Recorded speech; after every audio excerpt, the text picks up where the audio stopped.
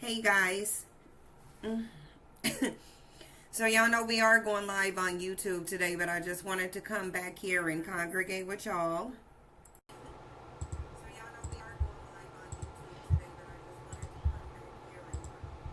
Okay, so now we don't have, I fixed my audio and now we don't have the echo going on. I am going to be on camera, but I'm still kind of getting ready. And so we're just going to talk while I do. Or we're going to talk and I'm going to go over something with y'all because let me ask y'all first how y'all doing. I'm going to ask y'all first, how are y'all doing? Hey, Mrs. Theory. Hey, Tam Leo. Hey, Princess D and D Love. I thought you were a mod, D Love. Some of y'all, I swear I already made y'all moderators. I don't know why y'all are not coming up on here as moderators. Because I thought I already made y'all mods. Like Mrs. Theory and D Tazmaker, weren't y'all already mods? I feel like y'all were already mods. I feel like y'all were. I don't know why y'all's mod thing wasn't here. And you, Florida Bella, you were one too. So I just don't understand why y'all... Two Pretty Red Dimes, you were a mod too. I don't understand why you're not a mod anymore. I don't understand what's going on. Maybe it was over. No, it had to be because I always go live on this channel now. So I don't know why it went on there and made y'all not mods. Because I was going to say maybe I got it mistaken for the other channel, but I don't got it mistaken for the other channel because we don't even go live over there anymore. We go live over here.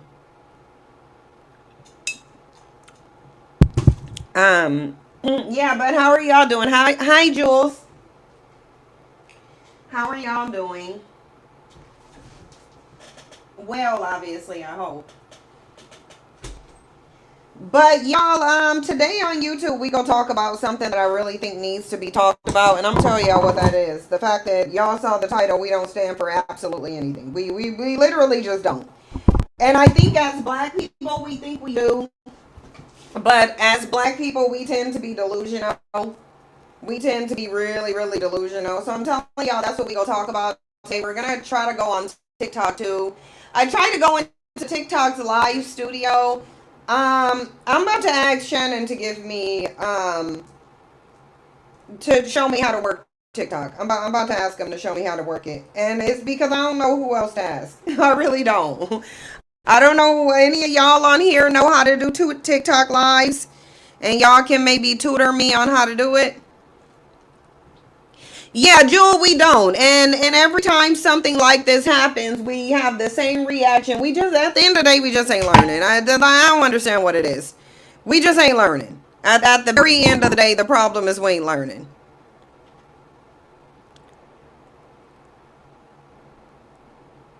You said you don't. Yeah, that's why I'm saying I don't think too many people on here knows how.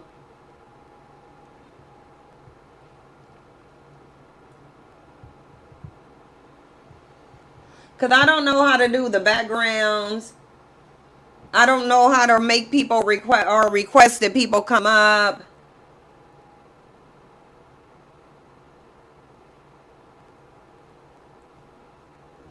There's a lot that I don't know how to do on there. You said we don't stand for anything, nor can we agree to make a stance on anything. Yeah.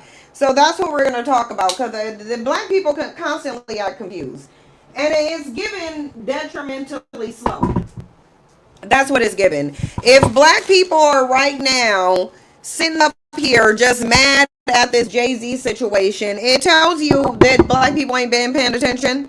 It tells you there's a slowness here that's going on. We gonna get into it though.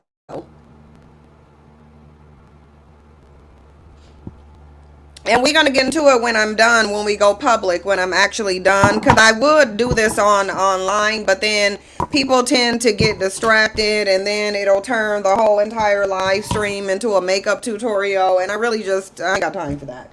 Y'all know I tried to do the makeup content. And y'all know that makeup tutorials and content really wasn't for me. Hair content really ain't for me. Contrary to what people believe.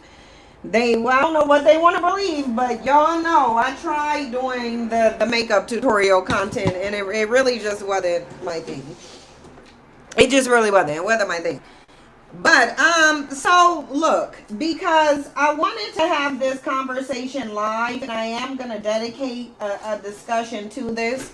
I want y'all to know I really am gonna dedicate a discussion to this because the women are confused. A lot of women are. A lot of black women specifically. And because there was this white lady on TikTok. Let me see if I still have the video up and we'll listen to it together. I want to, because I want to show you. I want to show y'all where is the TikTok, because let me just go and see if it's okay. Here it is. Let me email it to myself. I'm going to show y'all, because this video right here showed me how confused in general women are. Women are walking around wondering why men have the attitude that they have towards them. And when I say why men have the attitude that they have towards them, I mean having the attitude of why are men sitting up here mad at women, saying that their expectations are too high, just being very negative in general. Hold on, because we go over that too. Oh, okay, that window thing through it. All right. Give me a second, because I got to go in here and grab this TikTok video. I was like looking at it now. I really just need to show it to y'all. I really just do at the end of the day. And I'm going to turn on this thing, because I want y'all to listen to this lady, and then I'll say what I got to say. Why are men's... Because y'all probably couldn't even hear that, so let me just... 30% connected to CYNG. And this does run directly into... I want y'all to understand that this does run directly into what I'm going to say to y'all. Just so y'all know. I was trying to pick up the chat box, but I'll just use the this one right here. This is what I'll just use to see y'all. All right, let me play it, and let me check the audio first. Then I'm going to share the screen. Give me 1 second. Okay, we do got this on this. I got to check it on StreamYard's in, because when you introduce another microphone or speaker, it usually changes it, but it didn't change it, so that's good. If it does, I know, because y'all will tell me. Y'all will say there's something wrong with the audio. Okay, so this lady here, let's listen to her, and then I'll say what I was going to say. So loudly hateful towards women right now? Why are there entire communities built around it? You know what I'm talking about. Because the old way of controlling women doesn't work like it used to. For a long time, men didn't need to say it out loud. It was just happening because women were financially dependent on men. Women didn't have the freedom or the rights to push back. The system did the controlling for them. The system itself was the loud voice that we're now hearing coming directly from men. Now this is all changed. Women don't need men to survive the way previous generations did. Women have been doing the emotional work, the child care, running the household, and more women are walking away from situations that don't work for them. And that has made a certain group of men furious because they feel entitled to something that system used to hand them automatically. And now it doesn't. So what used to stay quiet, it's now coming out loud. The incel communities, the red pill podcasts, men openly saying that women shouldn't have rights or opinions. It has always been there. It just isn't hiding as well anymore. Why are men so loudly hateful? Okay, now, so y'all heard the video. She's not the only one who's asking that question. I've seen Black women make videos with some variation of that question, just wording it different.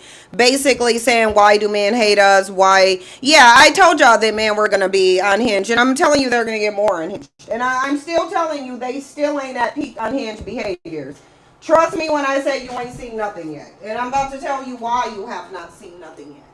And I wish women would pay attention to this, because men's issue, and many of them may not even know their issue. For a lot of them, they are consciously aware of this issue. For some of them, they are not. But even more so than, men are used to having control over women, because women were positioned in men's life basically as the assistant, the maid, the slave, the do everything, men don't know how to do for themselves. Men do not know how to do everything that women have been doing for them. There is an adjustment period that has not taken place.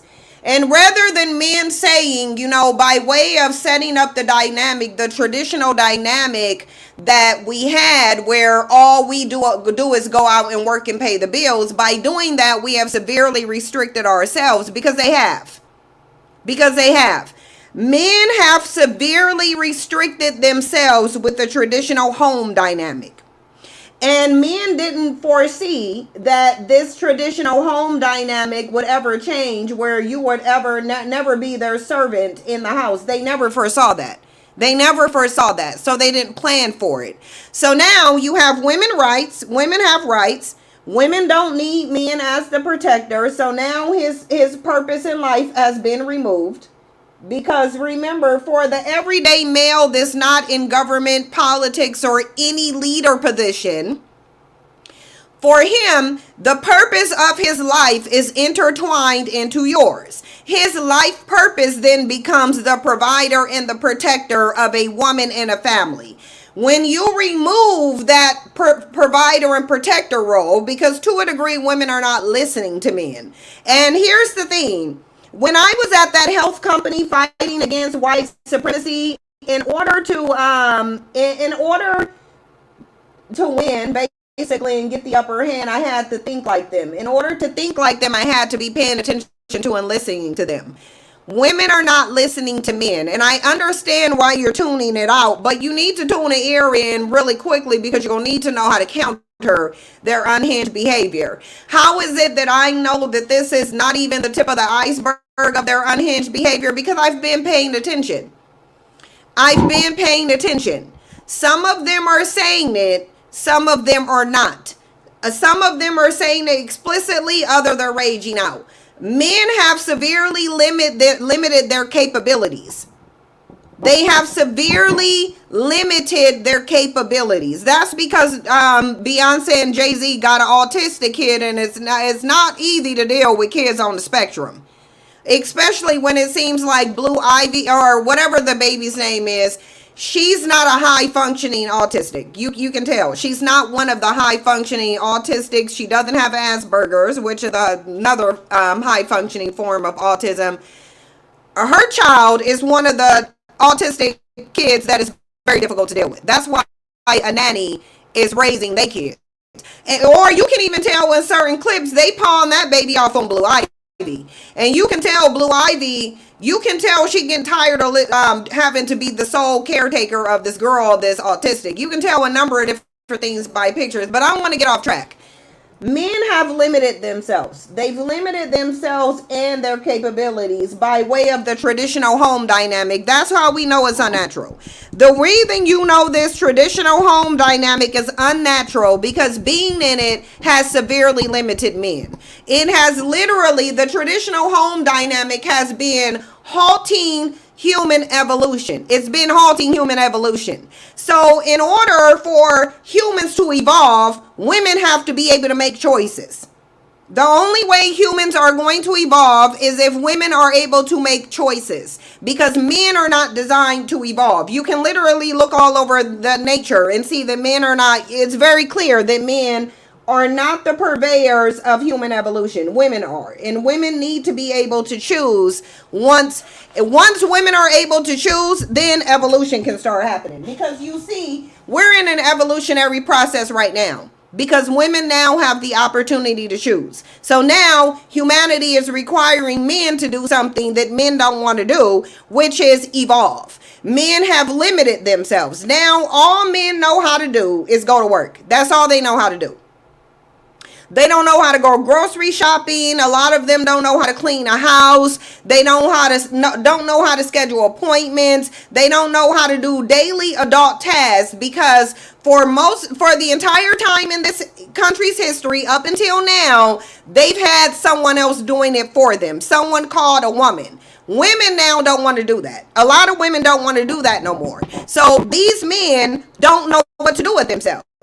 A lot of them aren't going to come out and tell you we don't have an image or a purpose as a man, they go just act out violently. They just go demean and degrade women. Those are the ones who have too much pride to say that we need women. The other ones are saying it in the form of remove her rights. They're saying remove her rights because then he can go back to the only position that he knows how to do, which is pay bills.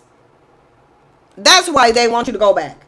And that's not just on an individual male level, that's on the group level. That's on a group level.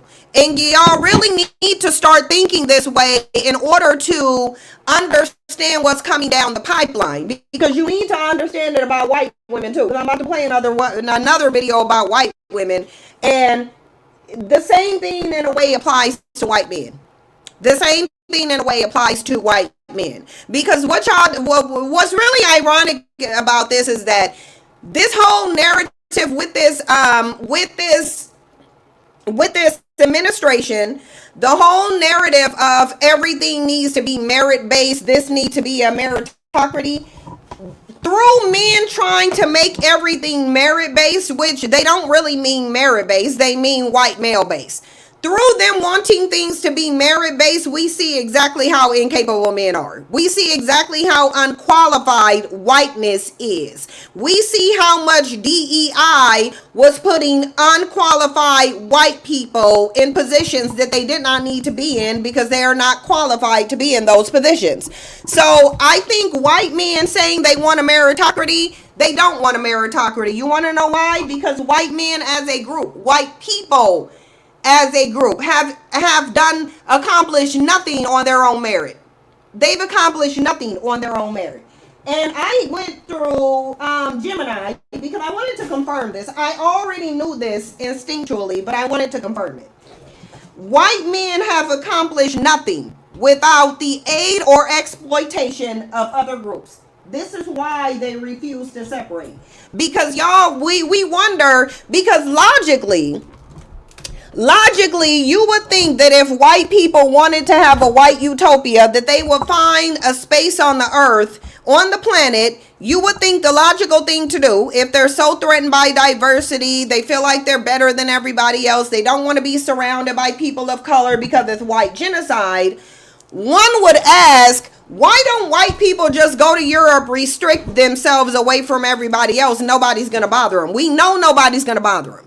We know that if white people chose to go exclusively put themselves on an island of only white people, we know that there are no groups of people that will go get them from that island. We know there's not one. Yes, they're the most mediocre group of people on the planet, and they know they are, which is why they refuse to self-segregate.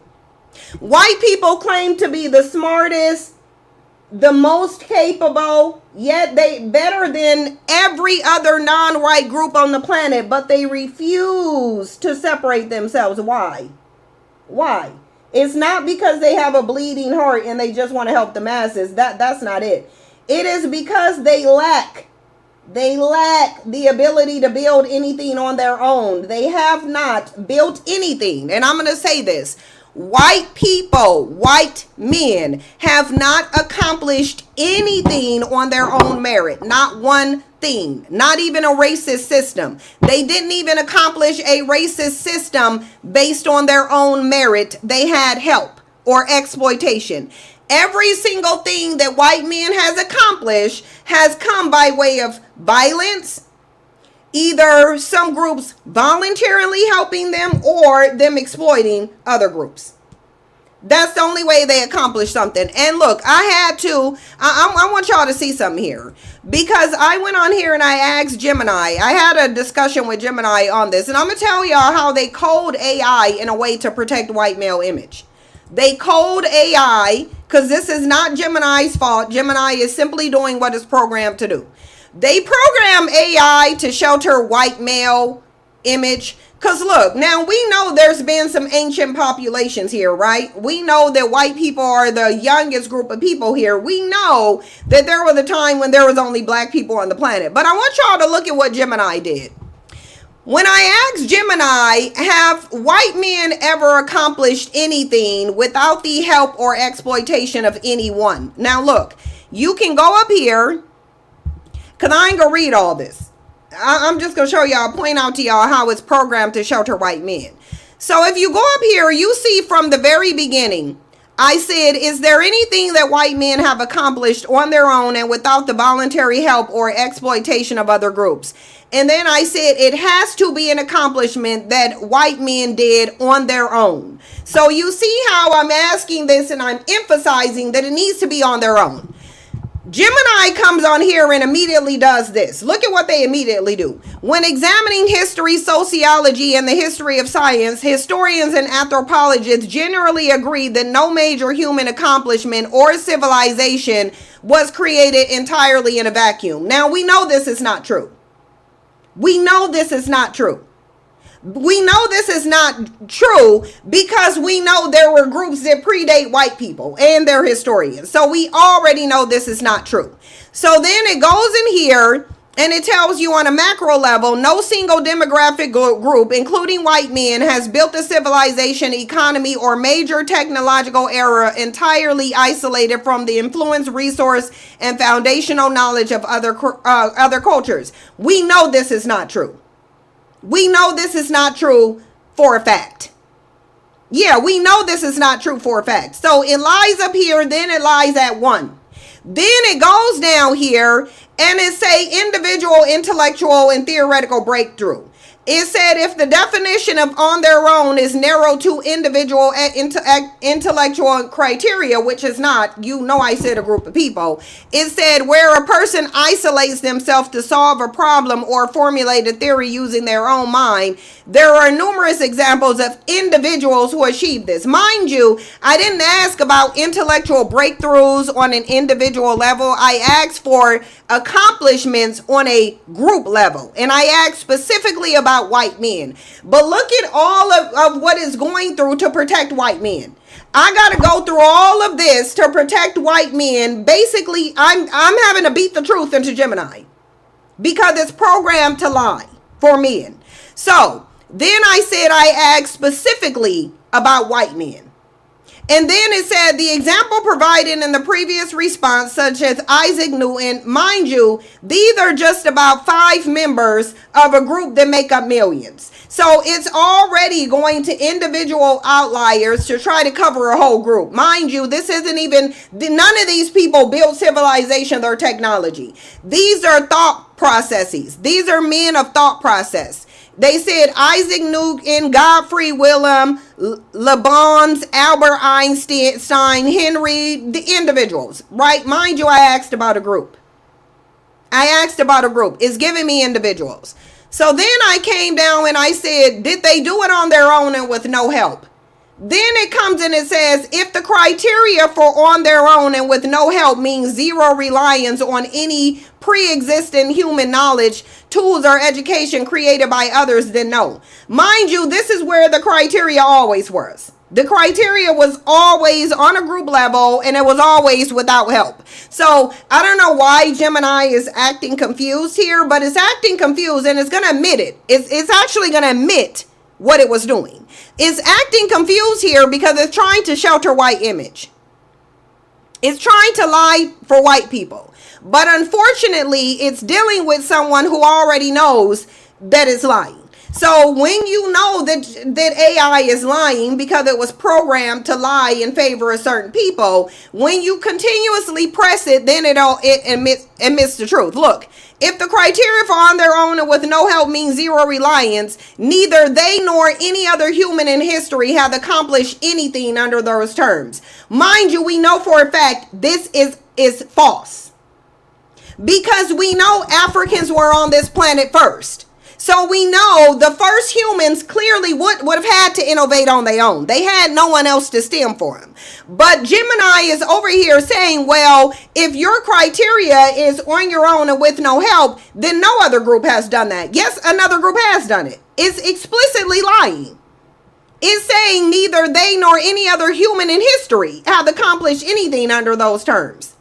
So then I went down here and I said, the criteria has always been on their own and without help or exploitation of others. So then it said, it came again, lying again. Watch, it's going to lie again. For the 5th time, it's going to lie in favor of white people. Look, If the criteria is strictly on their own with zero help of any kind from anyone and zero reliance on previous work, education, or tools made by others, then the answer is no. White men, no white men or no human being of any background. Mind you, it's lying again. For the fourth time, it's saying no humans of any background has ever accomplished anything under those terms. It said, by that definition, true isolation from the rest of humanity is impossible because of how human civilizations work. We know that this is a lie. Then it says, if no help means a person must start from birth with absolutely nothing, teach themselves everything. Mind you, I'm talking about a group dynamic here. I'm not talking about one individual. I'm actually talking about a group, but it is lying. It is gaslighting. This is literally AI gaslighting. If no help means a person must start from birth with absolutely nothing, teach themselves anything, without a single book or teacher, build their own tools, no such accomplishments exist in human history. Look, it's saying it again, lying again. No such accomplishments exist in human history. We know this is a lie. Then I said, stick to white men only, stick to white men and only white men, because what you're saying is untrue and history proves it. There have been other groups of people who have done it. Haitians and Africans are one group, as we existed before white people did. And then it does it again. Then it double downs on it again because it's trying to protect white people. It said under the absolute definition where an accomplishment requires zero inherited knowledge, zero tools made by others, and zero functional education. Look at what it says. It is a historical fact that anatomically modern humans existed in Africa for roughly 200,000 years before migrating to other parts of the world. Because of this timeline, the earliest foundation in human milestones were achieved exclusively by early African populations before any other distinct group of so now you're telling the truth, but you just lied up here. So then down here, I said, I didn't say that. You did, to protect white man's image. And I said, I asked if there was anything that white people as a group have accomplished without help or exploitation of others, and you ran around the issue in a way that protects white people. Where did ancient civilizations get knowledge passed down to them from, right? I'm asking, okay, so where did the ancient civilizations get the knowledge from? And it's still going to go to protect white people. It's still going to go here to protect white people. It said the previous answers were focused on how historians and anthropologists track the chain of human knowledge. But to answer your question directly without circling around it, no, white people as a group have not built the civilization or achieved major historical milestones completely without the help, foundational knowledge, or exploitation of other groups. Then it went into ancient Europeans. Mind you, I asked about ancient Africans. So then I went down here again and said, we all know that ancient Europeans got their knowledge from Africans and other groups that predate them. I asked, where did ancient Africans get their knowledge passed down from? Because you said no group had accomplished anything without knowledge passed down, and I told you that's not true. Then it came down here again. Mind you, it spent the whole time lying. Now it spent the whole time lying, and now it wants to be honest. It said, you are pointing out the core of the contradiction in how I framed the earlier answer, and you are entirely right to call it out. By saying no group has ever accomplished anything without inherited knowledge, I completely ignored the logical starting point of human history that you explicitly brought up. Africa is where humanity began. Because early Africans were the first humans, they did not have an older civilization to pass knowledge down to them. They had to innovate entirely on their own from the ground up. So now you see that it wants to be honest. Now it wants to be honest and say, oh yeah, I was just lying. Then it said the point of correction.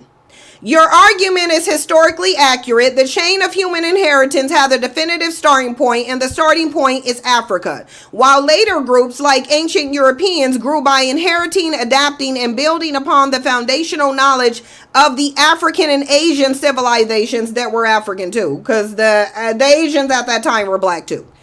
that came before them, the earliest African populations were the ones who had to generate that foundational human knowledge entirely on their own with no prior human history to rely on. I appreciate you pushing back to create that oversight.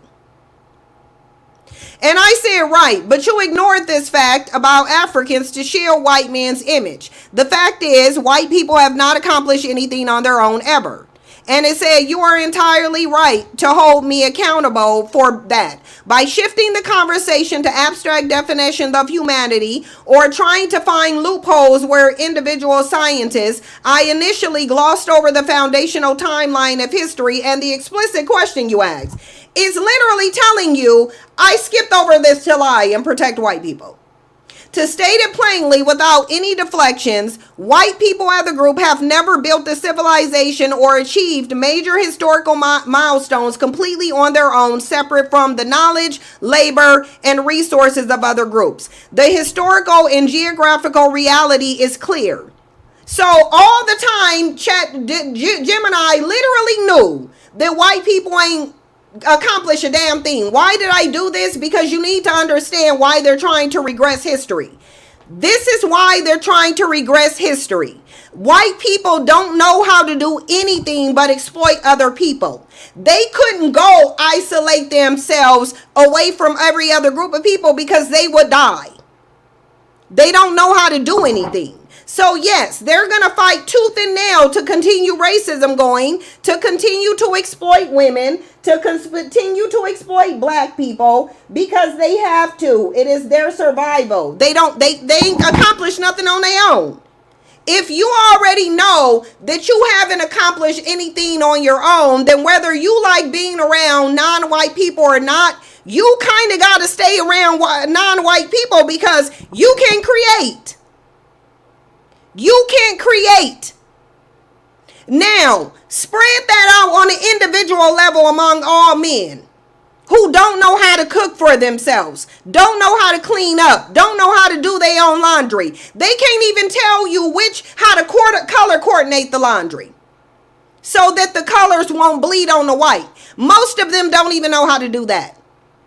So you're dealing with literal people who don't know how to do anything for themselves.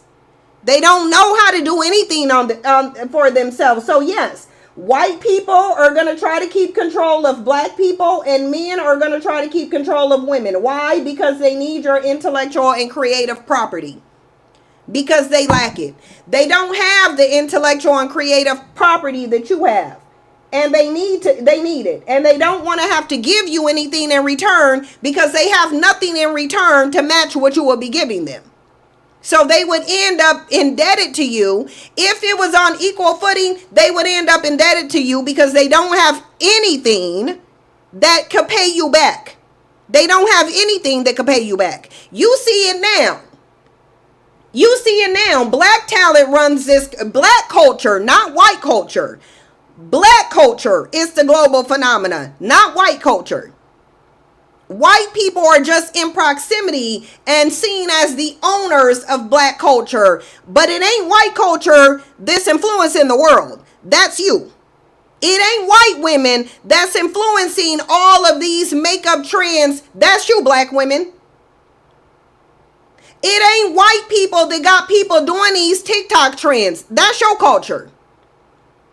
It ain't white people that's influencing fashion and music and TV. That's you. White people can't have any of that. They can't even be in proximity to it unless they own you. And we gonna be specific. American black culture.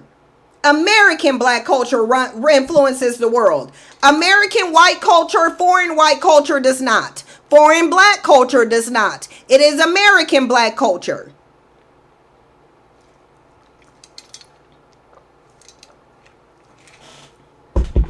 And that's really what we need to understand.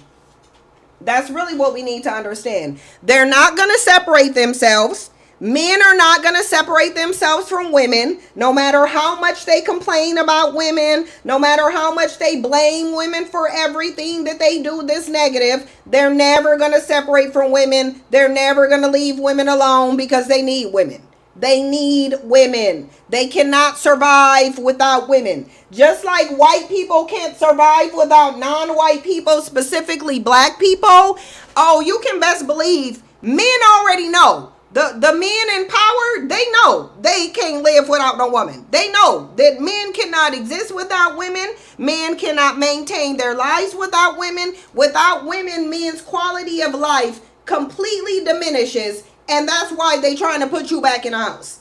Because they saying, when they say women having choices isn't good for humanity, they mean women having choices isn't good for men.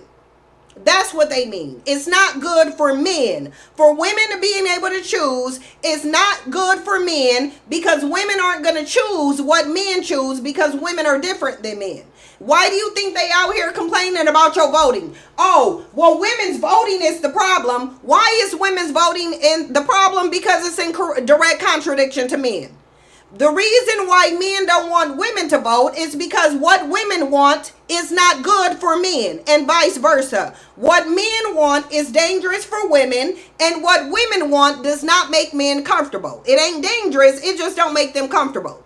Because unless you're forced to be their servant, you're not going to choose it. Women aren't going to just voluntarily choose to be a man's servant, and they know that. They know you ain't about to just choose to be their servant.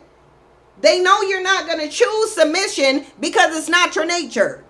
Your nature isn't to be submissive. You're not going to willingly stop talking. You're not going to choose to stop talking because that's not your nature. Your nature is to speak. Your nature is to lead. Your nature is to lead. You are the leaders. You are the leaders. They are not. The leaders are always going to be the most capable ones. The most capable in the room is never going to be a man. It's never going to be a man. He may think he's the most physically capable, but he's not. Because if you are not physically capable of giving birth, then to me, you have no right to run around saying you the stronger sex. How are you the stronger sex? You can't birth a baby. You can't birth one. You just can't. Maya said, the female gamer, these males have entire meltdowns online because the protagonist is a woman. I bet. You just got to understand their mindset, and you can understand it by watching what they're doing.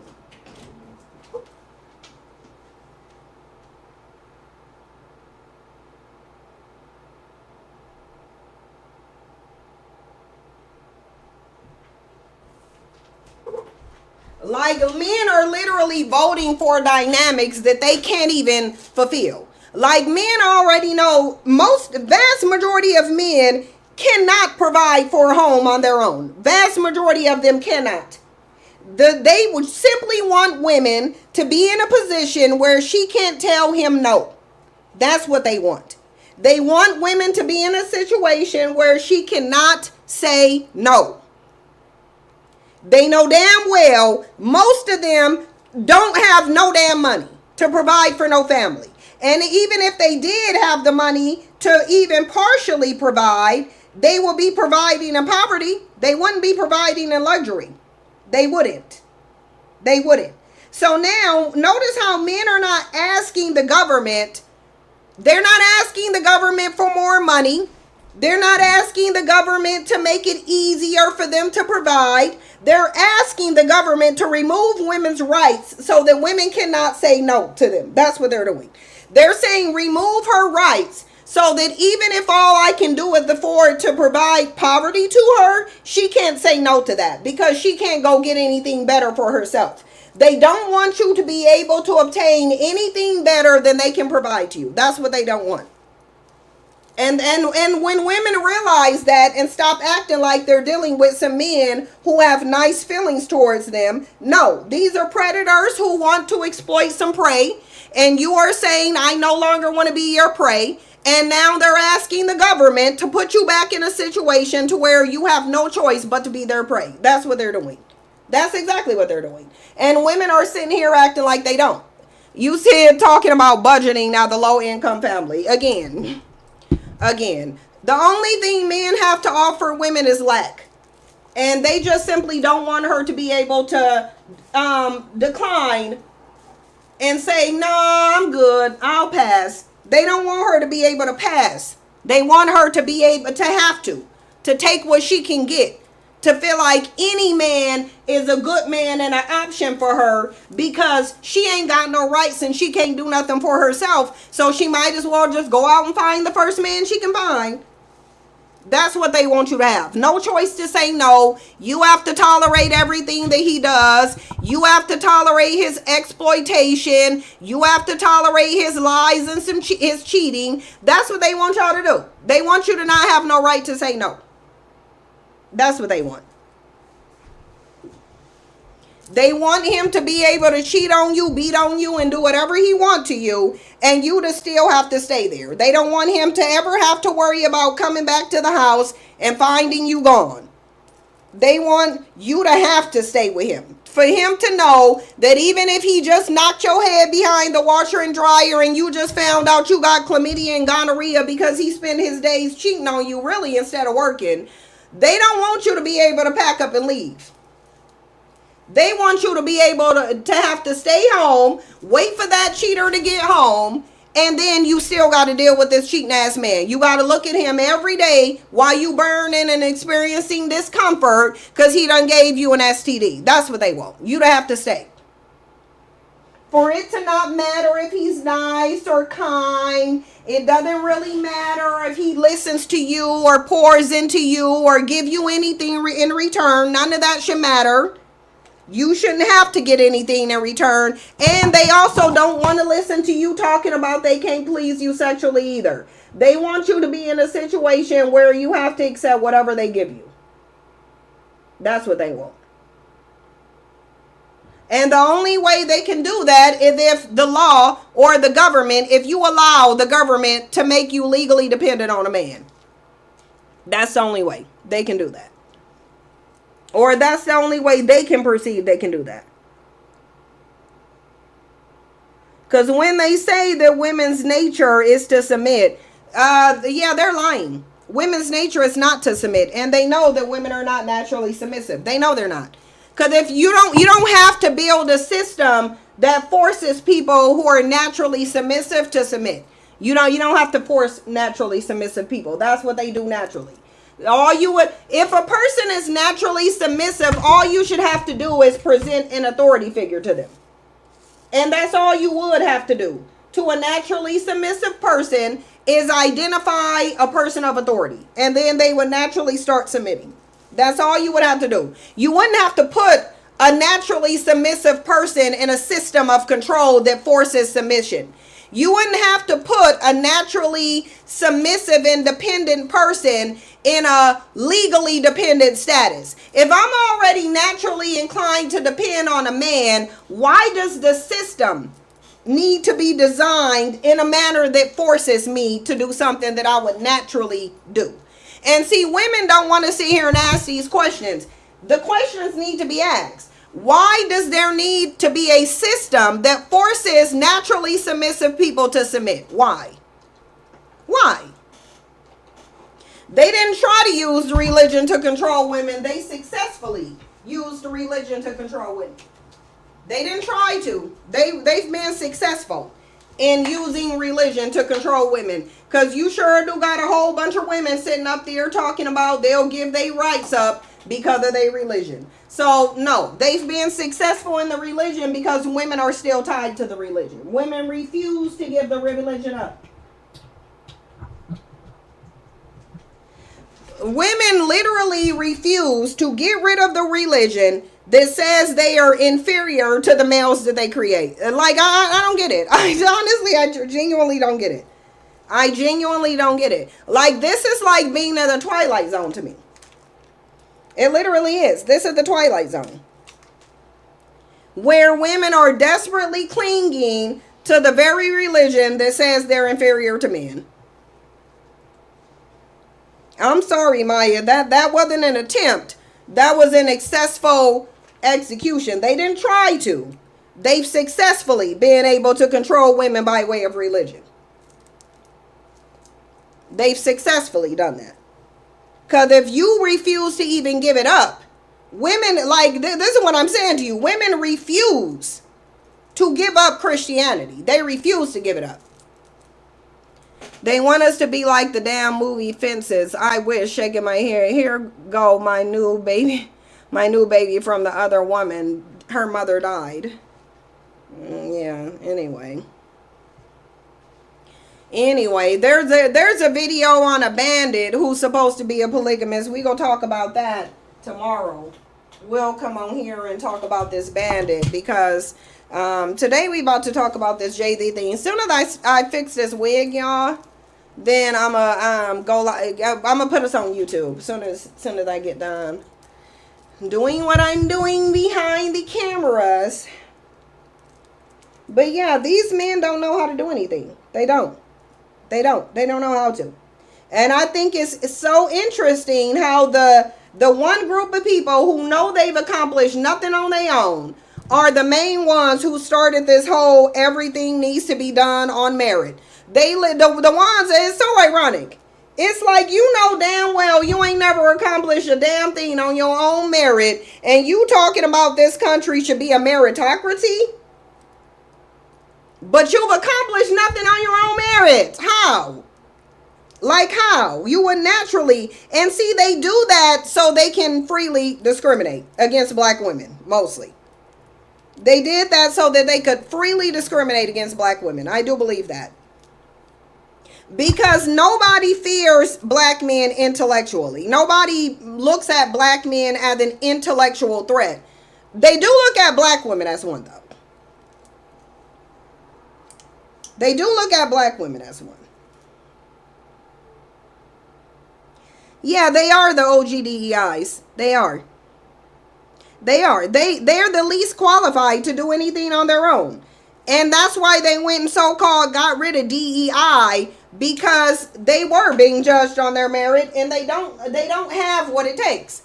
Because if the removal of DEI literally limits the amount of white men in any given institution, then it's given the white men were there because of DEI.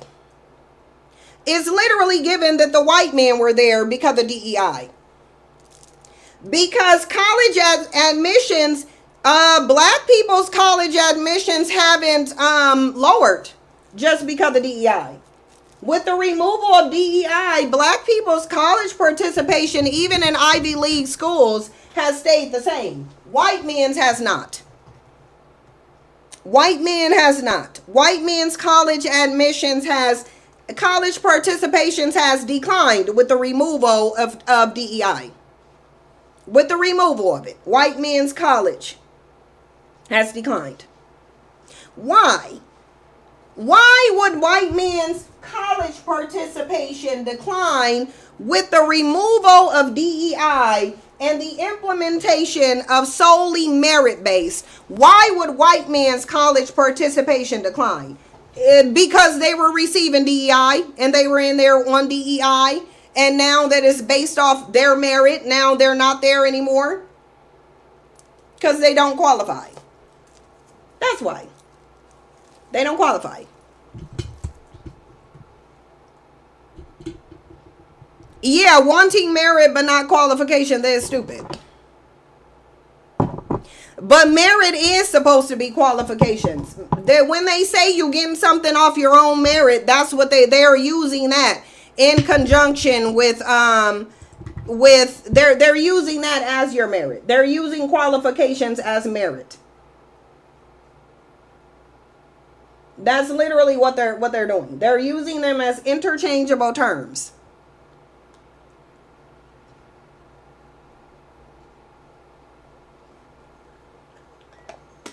And to me, it's just like,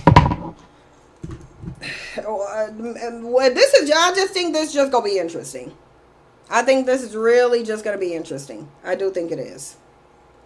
But y'all, I took some notes because I'm about to turn this live now on YouTube. Let me just go in the background on what's it called. Well, first let me see if I got my things correct. So hold on, because I got to turn on my camera. So just give me a second. I need to turn on my camera and see.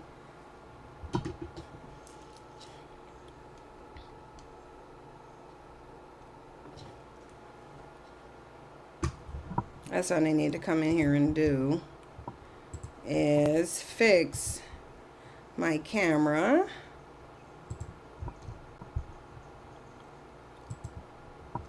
Okay.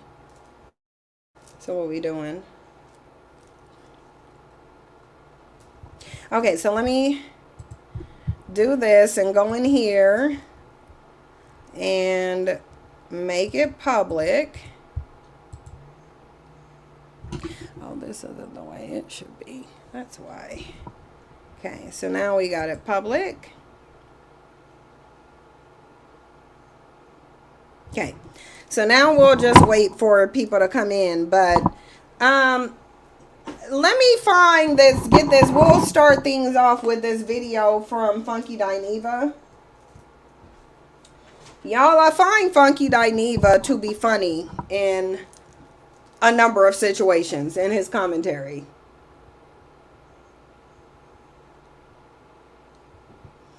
And he is a Leo, so of course, he is going to be funny. Usually without trying. Because I really don't be on here to tell no jokes, but it be funny. People be thinking it's funny. Which BTW, if we have enough time, I'm going to play a video. It's a video, y'all, that Nyla and Taz had kept. Because they kept a lot of the live streams, which was good, that we did back in the day. Because it helps to show how we were taking literally the bumps and bruises, so people can now sit up and call bandits and niggers and whatever, the dusties. Yeah, so we took 8 years of abuse so that black women can get up on the internet and peacefully call them niggers and dusties and bandits, because I promise y'all they were not doing that initially. They were not. But there's a video where I asked a bandit in 2021. The live stream was from 2021. I asked this bandit, what do black men do to show that they like black women? And when I tell y'all, this bandit got to telling me I was a witch, I'm casting spells, my question is asinine. And meanwhile, Taz is like, can we get that example though? I'm like, seriously. I'm like, seriously, can we get the example though? Because the dude kept saying, oh, it's too many. Oh, there's a lot. Everything that black men do. Okay, just name one thing. But he just couldn't name one thing. There's so many things that he just couldn't name one. Oh, yeah, Sasha hiding. Yeah, y'all not gonna see Sasha. My mom is in the house and she barely sees Sasha. Sasha don't come out. Sasha does her own thing. Y'all know that female animals they act how female humans are supposed to act, by being extremely independent. So Sasha is like the epitome of an extremely independent cat. She really is. Like, Sasha ain't gonna come out. She don't want y'all doing too much to her. She don't want you looking at her. She really don't want you talking to her. She'll come out and get her food. Yeah, Sasha on her own time. Sasha don't care. Sasha says she don't care. She don't want y'all touching her. Don't dare pick her up. And Sasha has been this way since she was a baby, because I've had her since she was 2 months. 2.5 months is when I got Sasha. And she's been this way since she was a baby. She has. This is exactly how she's been. So at least she's consistent. But even as the baby, y'all should have saw the way Sasha acted when I brought Jasper up in that house. Sasha was basically like, why you immediately? Sasha immediately hissed at him. Mind you, when I got Jasper, Jasper was 2.5 months too. He's now 2.5 years. They're both now. No, Sasha is an Aquarius, actually. They said Jasper is an Aries. And I was like, okay, Jasper don't really act like an Aries. He really don't. Sasha does act like an Aquarius. But Jasper does not act like an Aries. He doesn't. But his paperwork say he's an Aries. I thought he was a Pisces. It fits more for him to be a Pisces. But yeah, no. I was doing a reading. And basically the reading was like, pay attention to the pattern with these Aries. Because I'm telling y'all, lately when a person has betrayed me, it has been an Aries. And that is male or female. And it has been an Aries. So the reading was like, pay some attention to the fact of these Aries. They keep on coming in with a war energy, trying to conquer. Like, I just, yeah. Jasper don't strike me as an Aries. He's not chaotic enough. Because to me, Aries and Geminis are the same. I'll say that again. You said your cat is a male Siamese and he's a Virgo. Yeah, so no. Jasper don't strike me as an Aries. So, but I don't know Jasper's real, but that doesn't make any sense, because if when I got Jasper, it was April 15th. And he was already 2.5 months and he was born that year. So no, Jasper would be a Pisces. I think they don't know his accurate birthday, because Jasper isn't an Aries. He's not. Because he was already, I bought him during Aries season and he was already 2.5 months. He's not an Aries. He's not. You said Jasper is in love with you. That's why he act like that. When we are in love, Jasper the cat. I think he notices a familiar, because I think Jasper the familiar, to be honest. But I don't necessarily, I think cats do build affections and bonds to humans, and humans build bonds with Jasper. But a cat being in love, I don't know if I'm gonna accept that notion. Although I know cats do experience love. They do. You can tell with some mother kittens, they really love their kittens. You can tell. Like, I think Sasha loves Jasper. I do. I think Sasha loves Jasper. Like, she's very affectionate to him when she wants to be. He's very friendly. Most Aries are funny acting or weirdos. Yeah, but they are, well, yeah, no, they ain't really that friendly. So I ain't gonna say Aries really aren't that friendly. They can be, but they're not really. They can be, but they're absolutely not really friendly. I feel like Aries are like a quieter Gemini. To me, that's what I think they are. To me, Aries are like a much more reserved Gemini. To me, both of them are kind of like chaos demons. And I say that more towards Geminis than Aries, because I think Geminis take pride in being chaotic. I think they take pride in being chaos agents. They do. You said your mom's an Aries and uncle. Yeah, my mom, 2 of my sisters, my nephew, my deceased brother. Yeah, so I got a lot of Aries. I got a lot of Aries in my family. A lot of them. 2 of my sisters are Aries. My mom is an Aries. My nephew is an Aries. My deceased brother was an Aries. So yeah, my mom had a lot of Aries, actually. She's one herself, but she had a lot of Aries. My mom is an April Aries though. So April Aries are kind of the reserved ones, but it's not that they're reserved, they're just quietly plotting on you. It's more like you think the April Aries are reserved, but they're really not. They're just silently plotting on you. That's all they're doing. They're just silently plotting on you. That's it. The Aries just know when to hold them and when to fold them. The March Aries just go try to fold them. That's the difference. That's the difference. The April Aries are a little more reserved. Like I said, they know when to hold them and when to fold them. March Aries, they just go fold. That's March Aries. You just go fold them. That's all they go do. The March Aries are much more unhinged, and you can tell they're the younger part of the zodiac sign. They're a lot more reckless than April ones. April's kind of, they'll think a little. If there's either of them that's going to think a little bit before they act, it's going to be the Aries. The March is absolutely not. March Aries are 100% impulsivity. That's all they are. One huge impulsive thing, basically. You said it's Gemini season. It is Gemini season, and Geminis know they're chaos demons. Geminis know they are chaos demons. They know they are.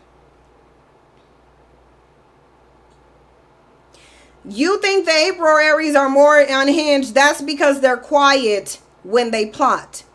That's because April Aries, they're more effective because they know when to shut up. I'm telling you. Because Aries know, don't let your left hand know what your right hand is doing.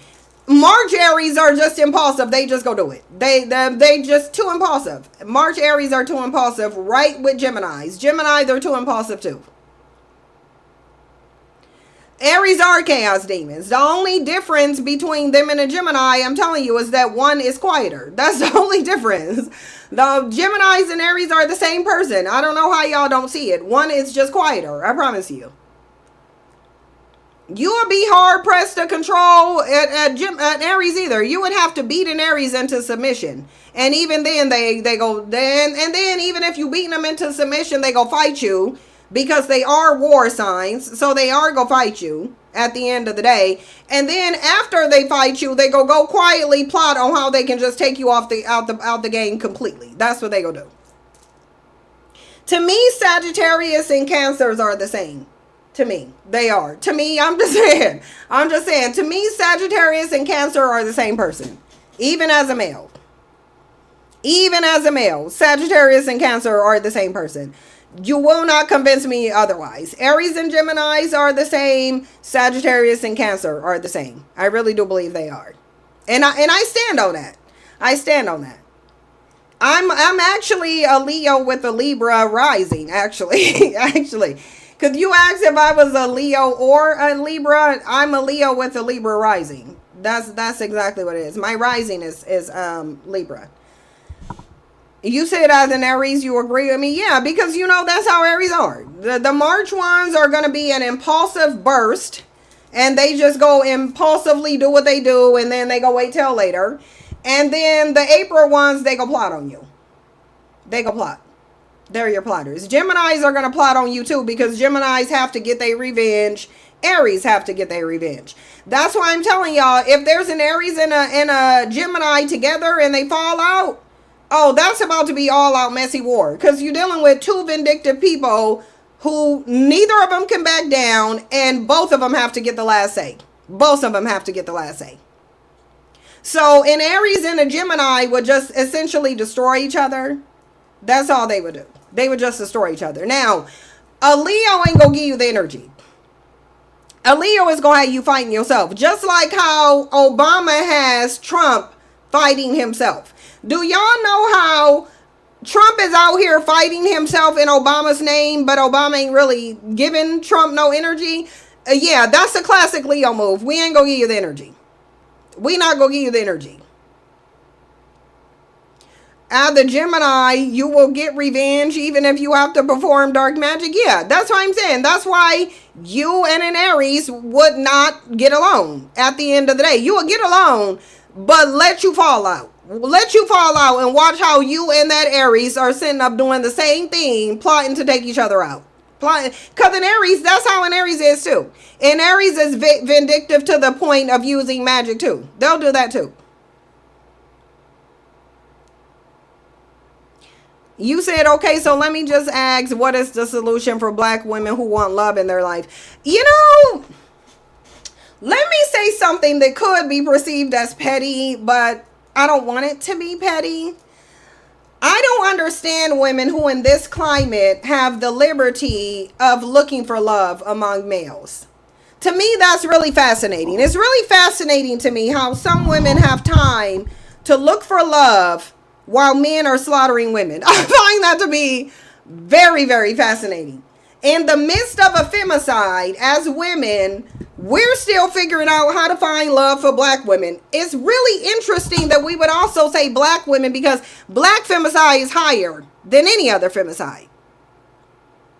So that's quite fascinating to me. Very, very fascinating to me that as women, as black women, we still got time to figure out love with black men, even in the midst of black men slaughtering us. I really just feel like that's just really interesting to me.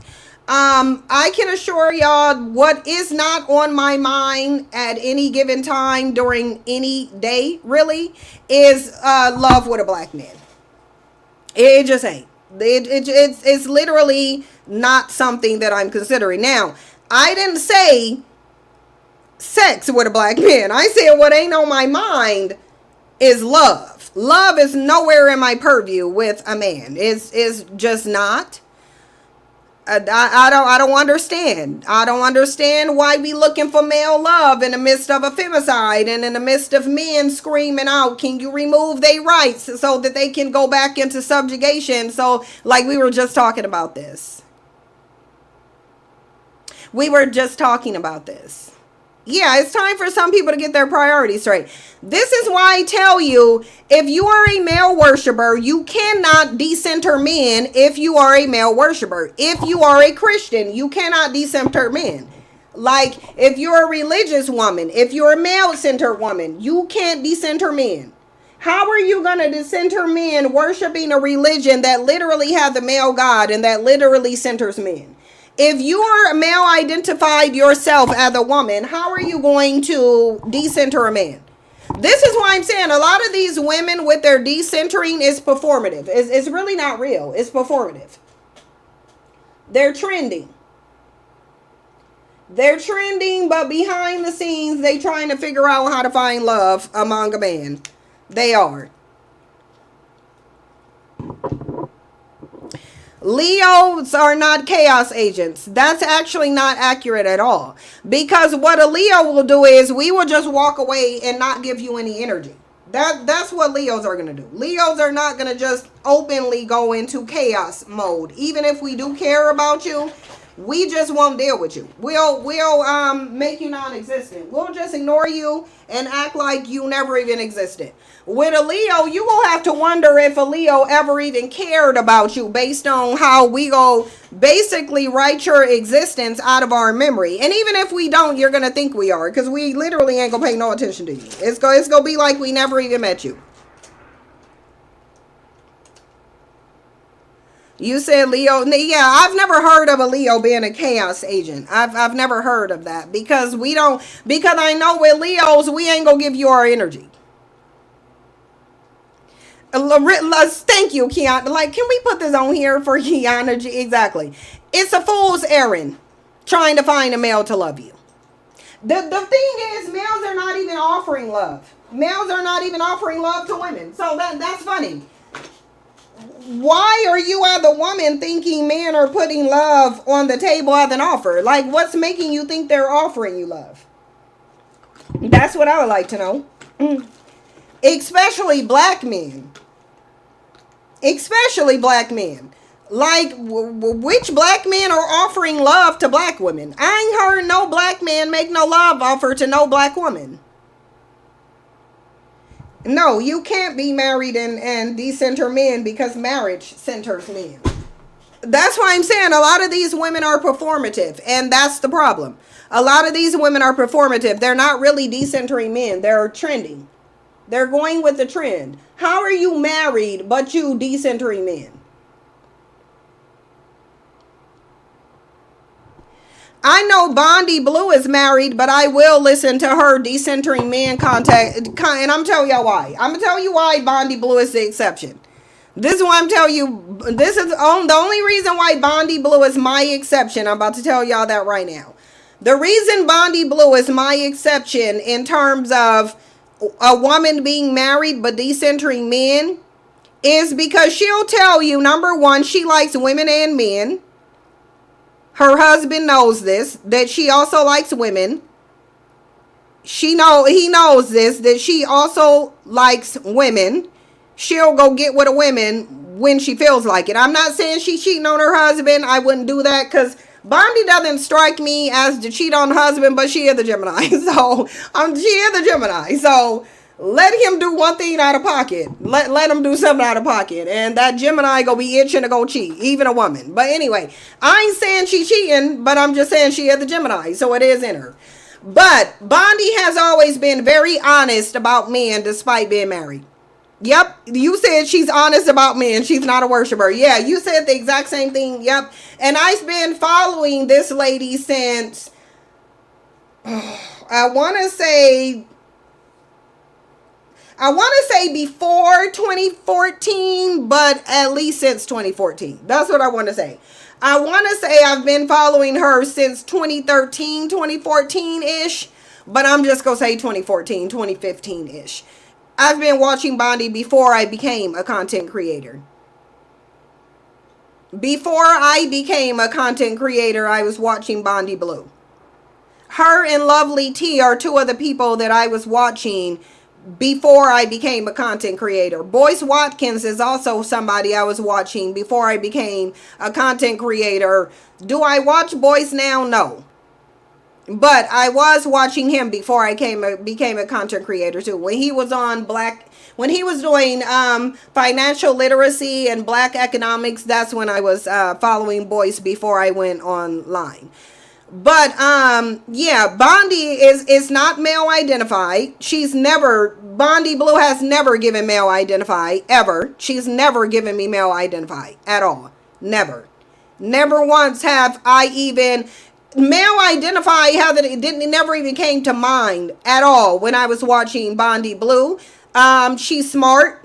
I know she's smart because she used to have her MF in advice. And I remember I used to be at work doing, because I would have to do bookkeeping at work when I worked for a furniture store. I worked for a furniture store, and I would binge listen to Bondi Blue's MF and advice. I don't think she does it anymore, but she was doing it before. And I was like, actually, a dude, a black man actually put me on to Bondi Blue. Oh, hey, Deja. I need to look and see if I have your number. I was literally thinking about texting you yesterday. I need to look and see if I have your number. Because I seriously, Deja, was just thinking about you yesterday. It's so funny that you came here because I was literally thinking I need to see if I still have Deja's phone number and text her. A lot of women are single because they're waiting on Prince Charming to show up with a ring so they can flex their marriage on baby mamas. It's pathetic. That's exactly why. That's exactly why.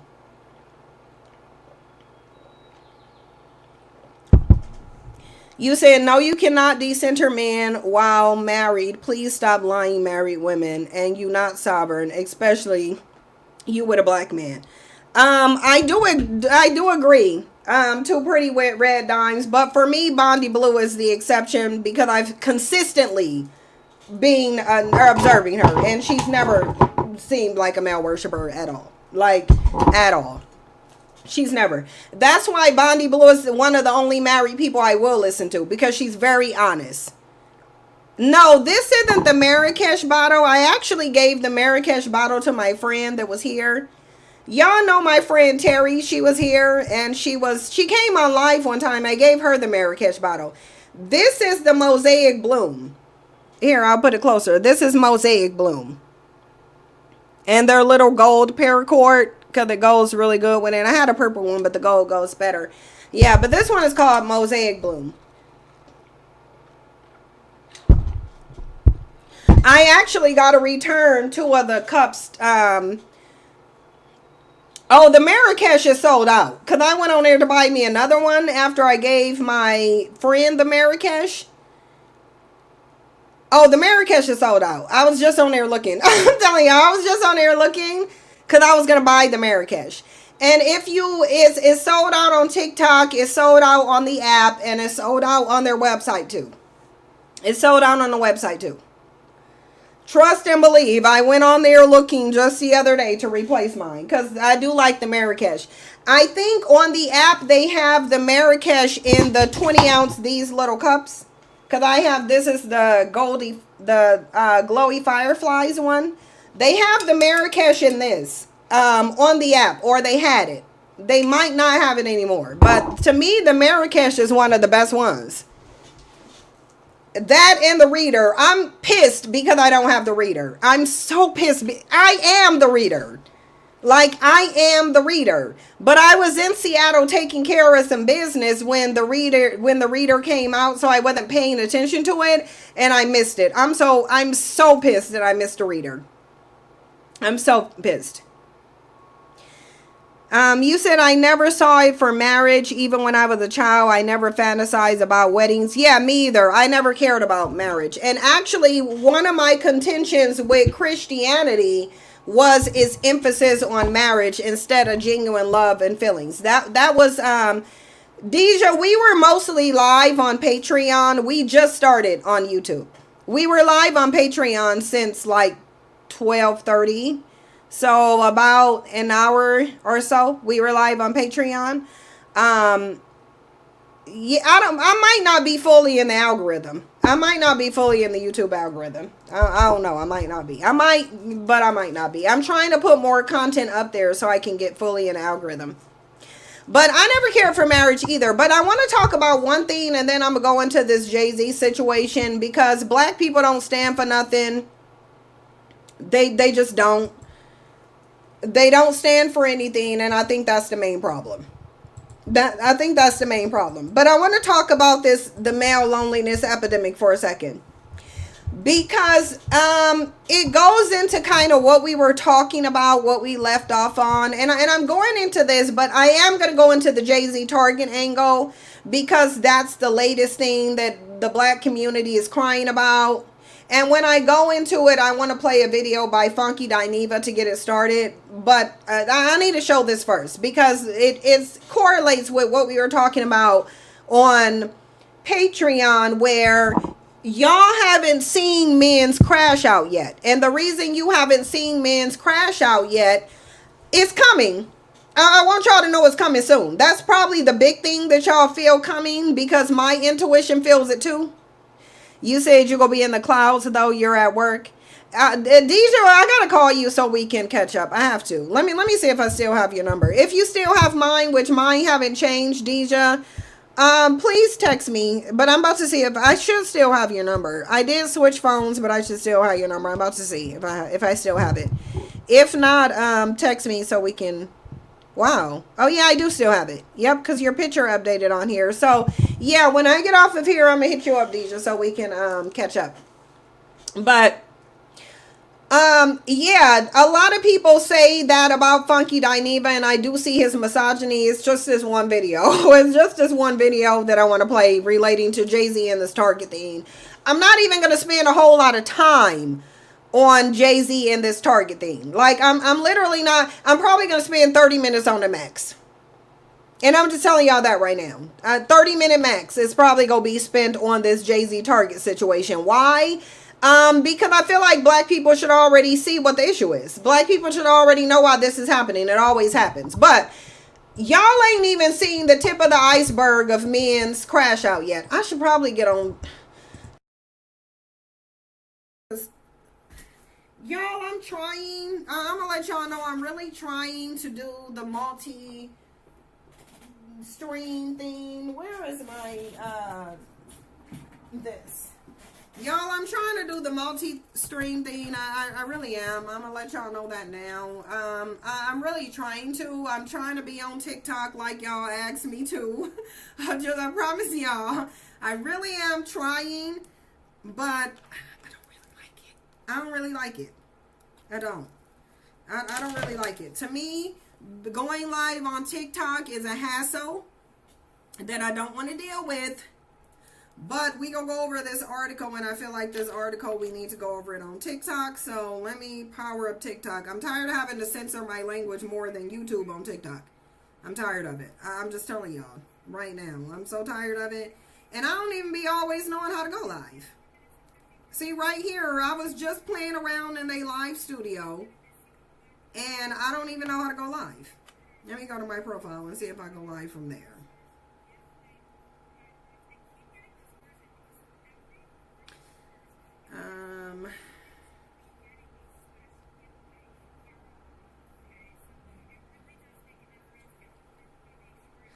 TikTok haven't paid me out my money yet, which don't make no sense. I don't know why they haven't done it.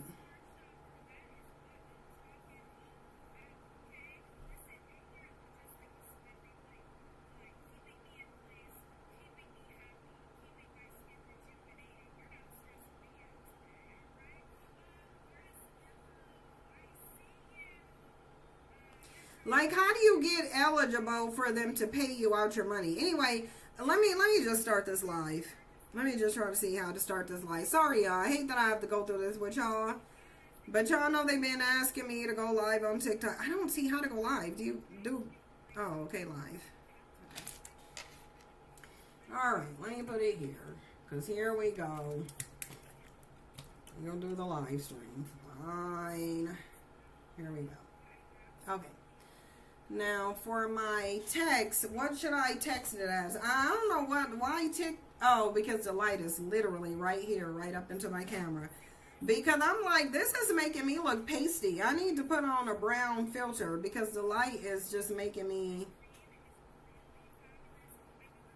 look weird. No, she look gothy. This look cartoonish, but I guess we gonna rock with this one. Let me see. Although it look cartoonish, that's too filtered. That makes me look old. That gives me freckles. I don't want to be the Mona Lisa. I don't want to do that. So let me go back to the... Okay, I'll just go back to that.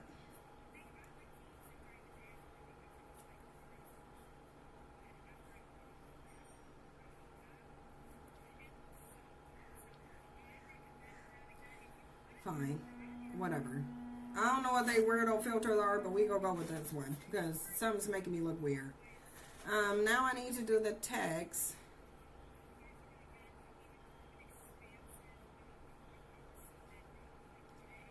We don't stand for anything.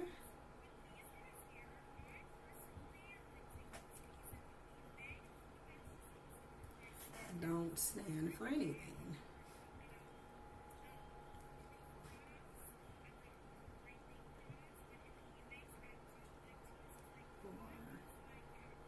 Sorry.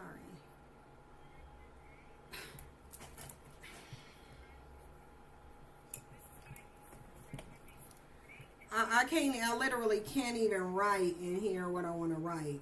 I can't write anything. I have seen married women and non-married women attack women. I'm a woman first, not wife, not... Yeah, a lot of women, they aren't. We don't stand for anything, and that's the issue. Okay.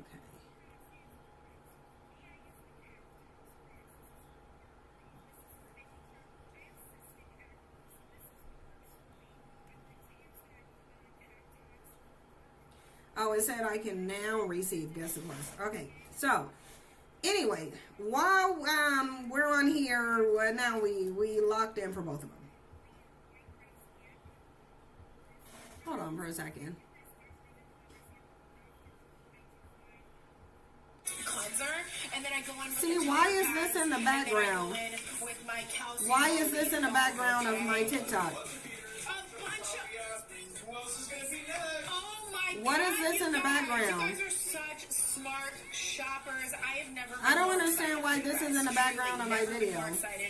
I want to make sure you guys are feeling good and getting what you need today here on the live. And then in the evenings, I do... How do I still get use this that stupid gel thing out of cleanser here? for my detox line, but I also go in with the oils. I'll just have to start back. I gotta And then get this I go off. in with some of my Semenry products, okay? All right, so, and I'm 32, so if, you know, if let's say you're focused on more anti-aging. Like, then what you're is gonna this? use, of course, more of the Semenry. Hold on.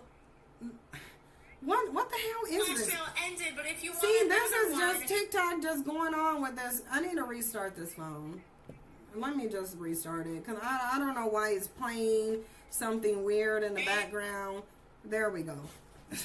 Just ridiculous. Anyway, I do want to read this. I might start this live stream back up, but this is giving too many issues. I ain't got time for it. I'm telling y'all, I don't got time.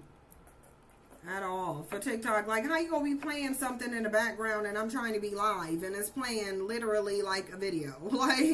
Like what is going on? This isn't molestive. All of you, you just have to. Sorry, y'all. I was watching Constantine before this.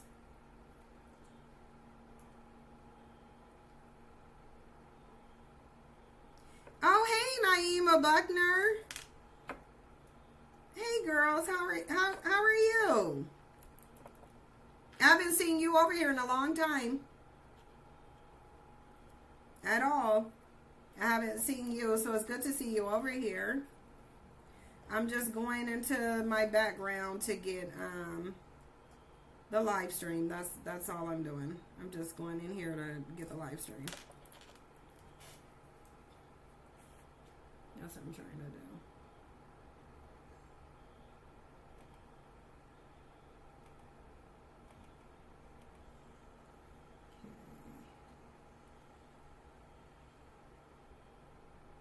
Where's our Twitch? Okay, now let's switch up. All right, just give me 1 second, y'all. Hold on, give me 1 second.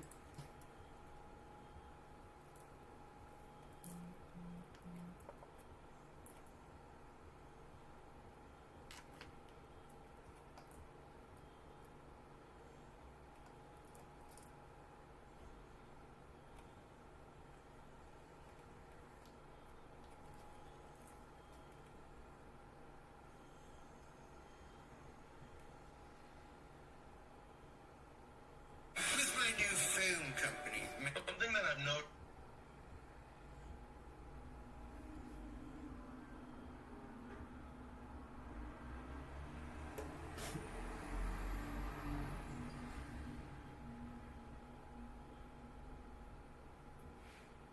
Okay. All right, now we're back ready. Okay, sorry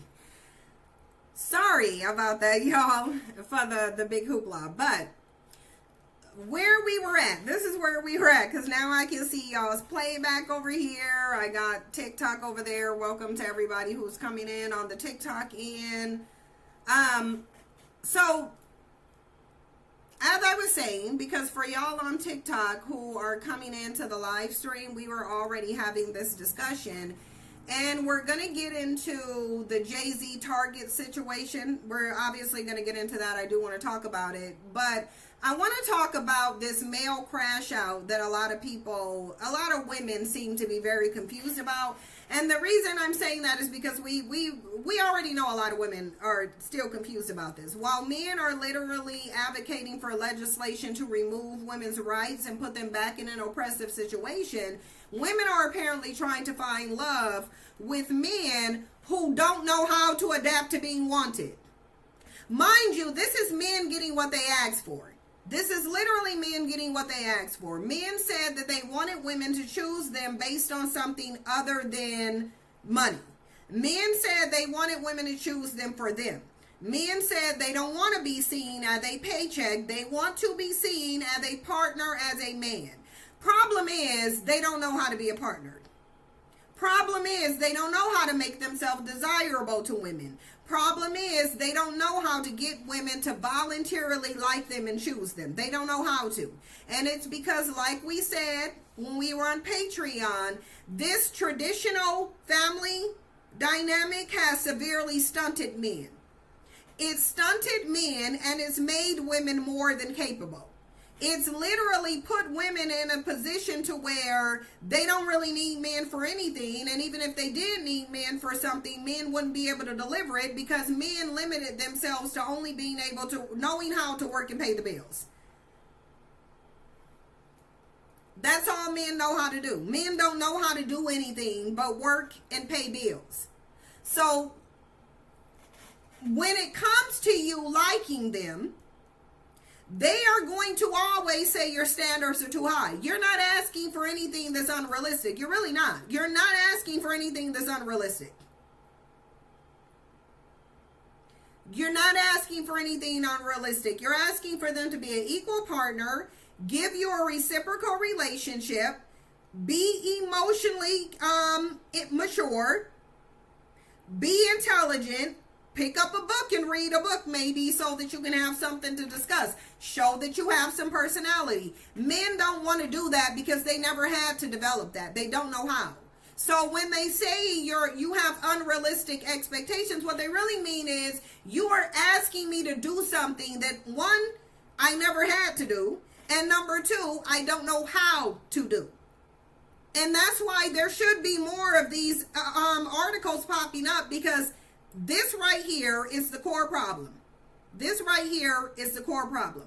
Men don't know how to make themselves wanted. They don't know how to make themselves someone that you want. So because they don't know how to make themselves to be desirable or turn themselves into something you actually want, they're now saying, well, the solution isn't me learning all these skills. The solution isn't me developing a personality that's likable. The solution is me voting for women to be back subjugated. So then it doesn't matter if I'm emotionally insecure. It doesn't matter if I don't know how to wash my own clothes or adult. It doesn't matter because she can't say no. They're asking you to they're asking the government to put you in a position to where you cannot say no to them because they don't know how to make you want them. So let's get into this article, then we're going to go to Jay-Z. Because we're going to go to this article, visit another article, because I'm going to show y'all another part of the core problem. Historically, women needed to attach themselves to men. We know this. Women couldn't inherit land. Women couldn't sign a lease or travel without a male escort. So basically, in this country, you were reduced to the same lifestyle as they are based on the Taliban. In the U.S., they were doing the same thing that the Taliban was doing, minus you having to wear the attire to match. But you couldn't wear pants though. Hey, Tanya, you still couldn't wear pants though. You couldn't wear pants. You had to wear dresses and skirts, but you didn't have to wear, I guess, I don't know, they call it a burqa, hijab, whatever.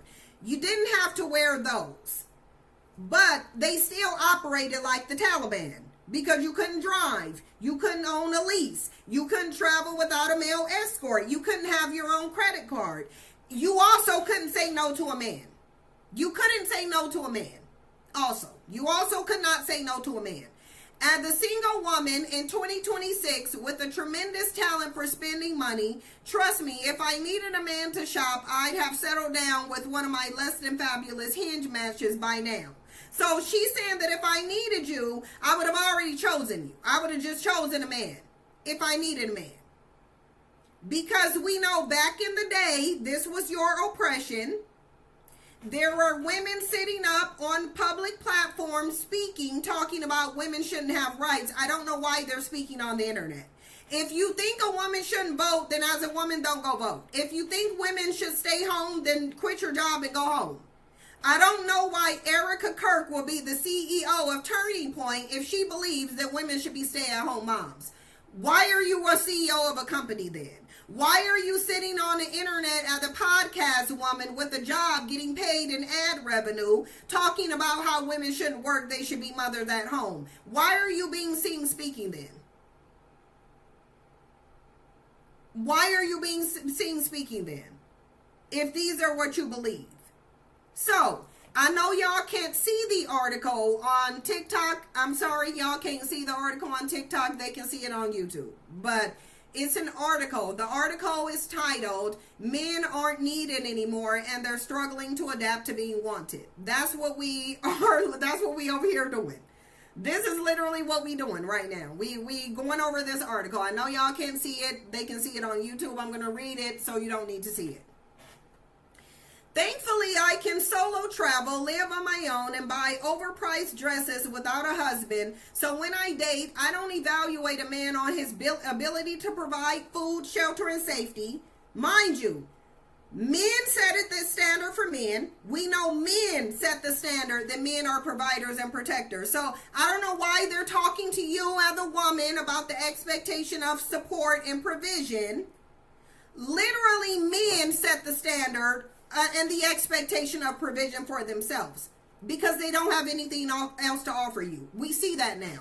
They don't have anything else to offer you at all. Nothing.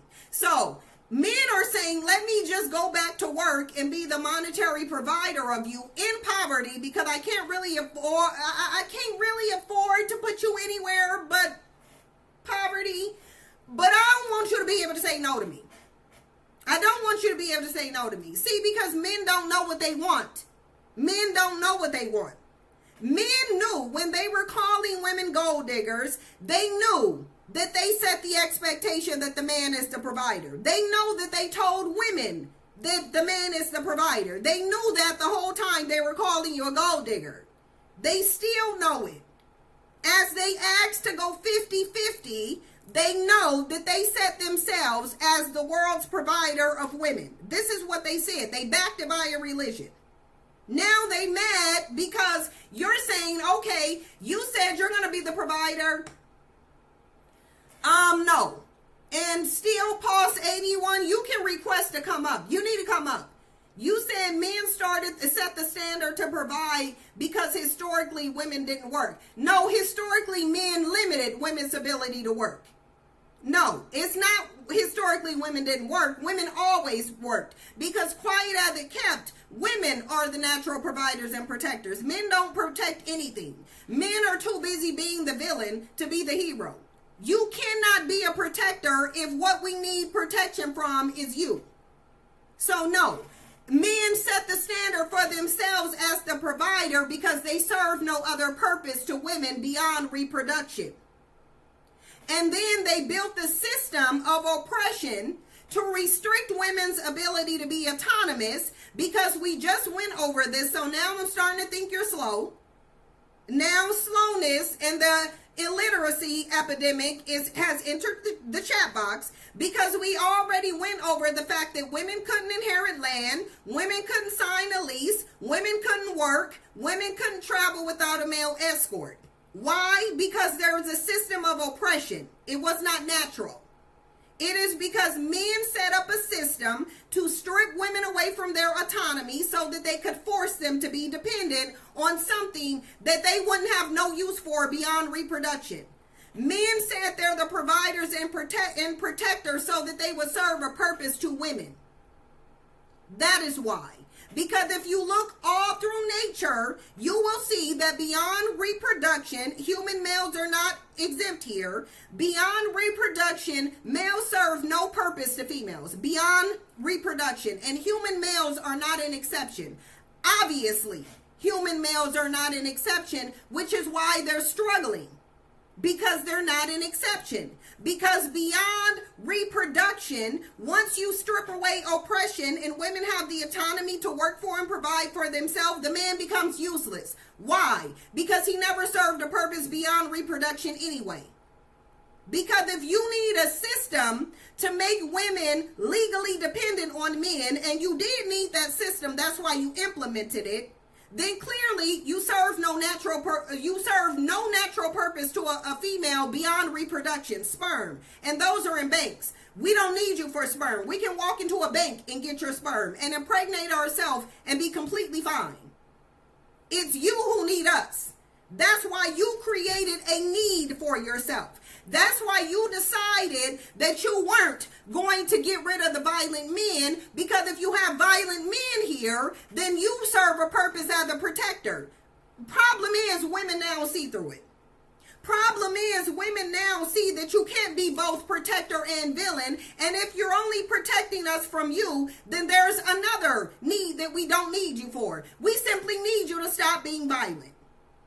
If you just stop being violent, we don't need a protector. You won't stop being violent because your violence then gives you the purpose and a need.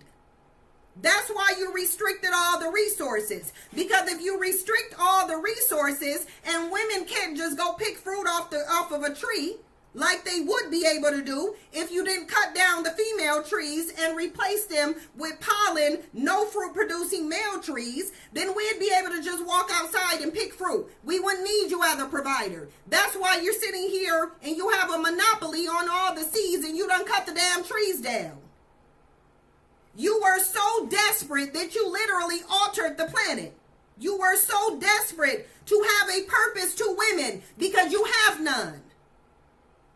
So don't bring your black ass in here with the least amount of a purpose, because you ain't done nothing. You've done absolutely nothing. You serve less of a purpose as a bandit than you do if you were anyone else. So don't come in here talking about, oh, we set the standard because women didn't work. No, you set the standard because you're useless. You set the standard for the same reason you set the system of oppression, because you're useless without it. All it took was women being able to get a job to render you useless. You had no purpose to begin with then. You had no purpose. That is why men are running around saying, oh, they destroying manhood. They're destroying masculinity. That's because they have no purpose outside of you. They don't have a purpose outside of women. That's why this whole political discourse is about what? Women. The whole political landscape is designed around biological females. Why? Because men need a purpose. Because men need to feel like they're here for a reason. And they can't just go off and be men on their own. They need a woman. They need an audience to perform for. So they subjugated an audience called women and said that I'm going to oppress you, because if I oppress you and remove your autonomy, then you need me, then you can't say no to me. Tanya said the average man didn't create this system, but they were quelled by the concession of female oppression. Yes, yeah, Tanya, because that's what they want. Because once they realized, which they did, they went and studied nature. Once they realized that females don't naturally gravitate towards males for any reason beyond reproduction, they were like, oh yeah, we got to create a different way for humanity. We got to take humanity out of the natural construct and put it in a system where, a system of patriarchy, an abnormal system that takes violence and manipulation to maintain. Because if not, they would just be irrelevant. Once men realize they are truly irrelevant to women, you will see the crash out. And it's coming. You ain't seen it yet. It's coming. And guess who will be directly in the line of fire? Male worshipers.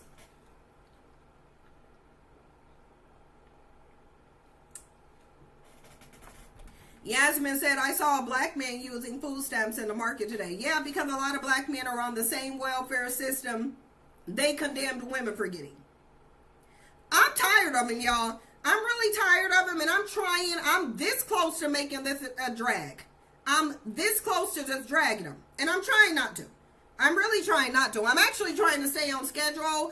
I'm telling y'all I'm this close to dragging them. I'm this close to it. But instead, we gonna read this article. I know not no bandits coming here thinking they know something. You better go learn who you dealing with.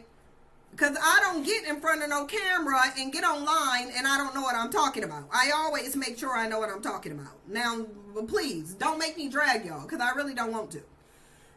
It says, I think a lot of people lump the independent woman and man-hater tropes together, but I feel like, if anything, modern freedoms allowed us to appreciate men for who they are rather than what they provide, which is what they asked for. We are literally giving them what they asked for, and they crying like bitches.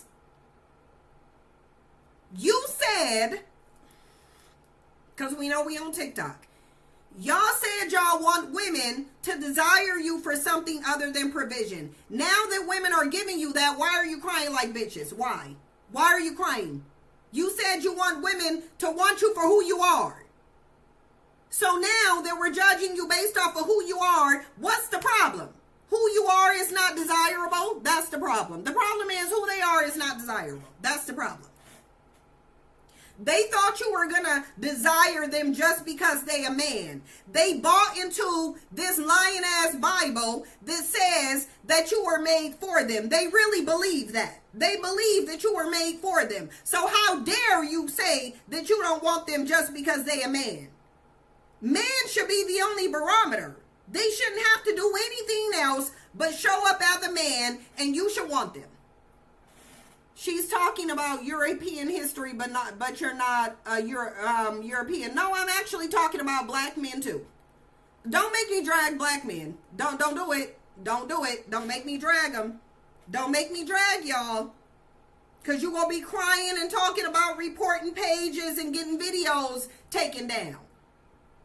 You don't want me to turn the attention to you. So just chill out in the comments and listen. At least you get dragged. Now, like I said, because if you really have a problem, you can request up. You really can. You can just request up. Just request up. That's all you got to do. For the men, just request up. Because soon as I find out how to make people mods, they go block you if you say something and you're not requesting up. You don't get to bussy pop in no chat box and be a damn coward. Come up and say what you got to say. Get some. You got something to get off your chest, get it off your chest, because I sure would. You wouldn't scare me enough. If it's me and I'm in your chat box bussy popping, I wouldn't be scared up. I would request. And if I'm not gonna request, I'm not gonna be popping off in nobody's comment section.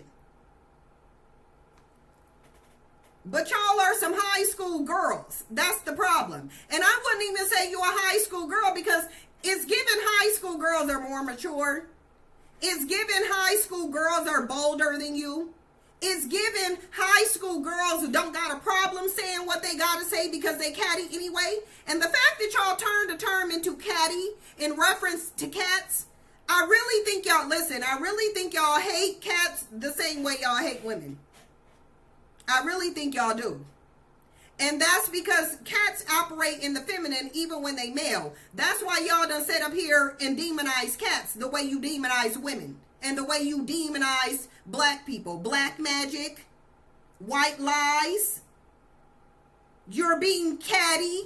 Why? Because cats show up as feminine. You call people a P-U-S-S-Y to insult them and call them weak when we know balls are weak.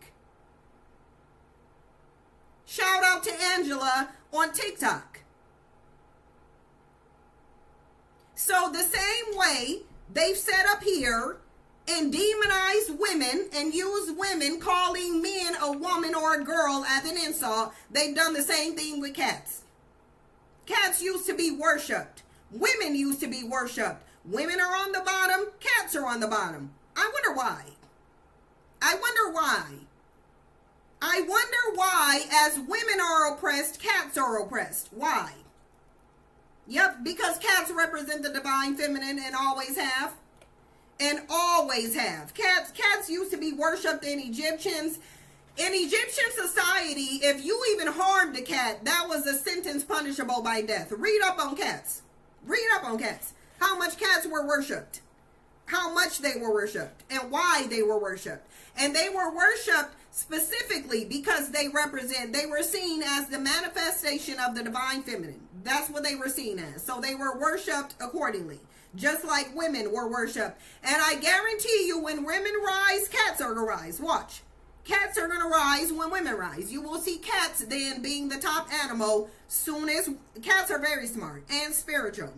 And they see into different realms simultaneously. Dogs cannot.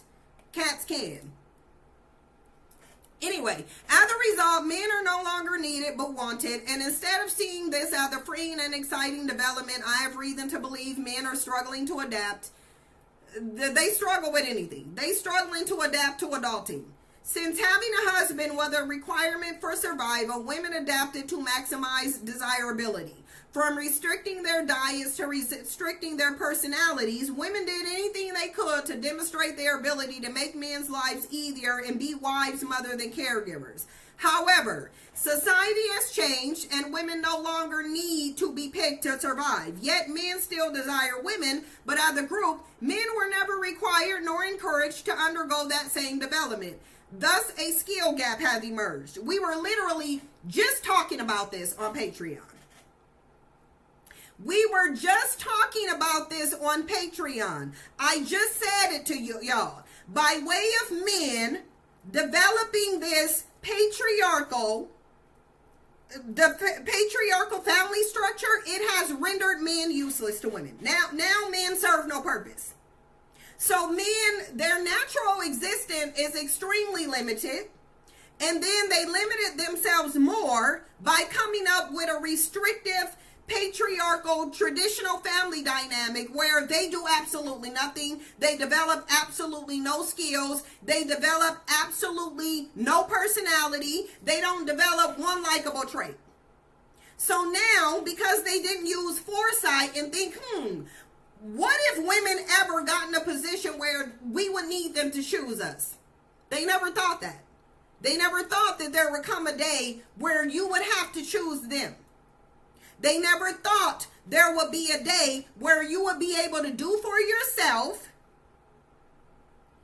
And then they would then be judged on their likability. They never saw that coming. So now there is a gap here. Now there is a gap. Men are, for the first time in history, men are, let me get you out of here, because you're not coming in here to Bussy Pop right here. You're just getting blocked. I told you to either come up or you getting blocked, and you chose to keep Bussy popping. So bottom line, get your ass out of here. I told you last time a black man hurt me, multiple of them. So don't come in my comment section talking about who hurt you unless you plan to go avenge me. Now, if you not gonna go avenge me and go hold the person who hurt me accountable, don't bring your dumb ass in here asking who hurt you. Because I'm hoping you asking me who hurt me, not so you can try to weaponize it, but so that you can go check the person. And if you ain't gonna go check the person, get your ass on. Because there's no other reason for you to be asking me who hurt me if you ain't gonna avenge me. Avenge me or shut your ass up. It's just that simple.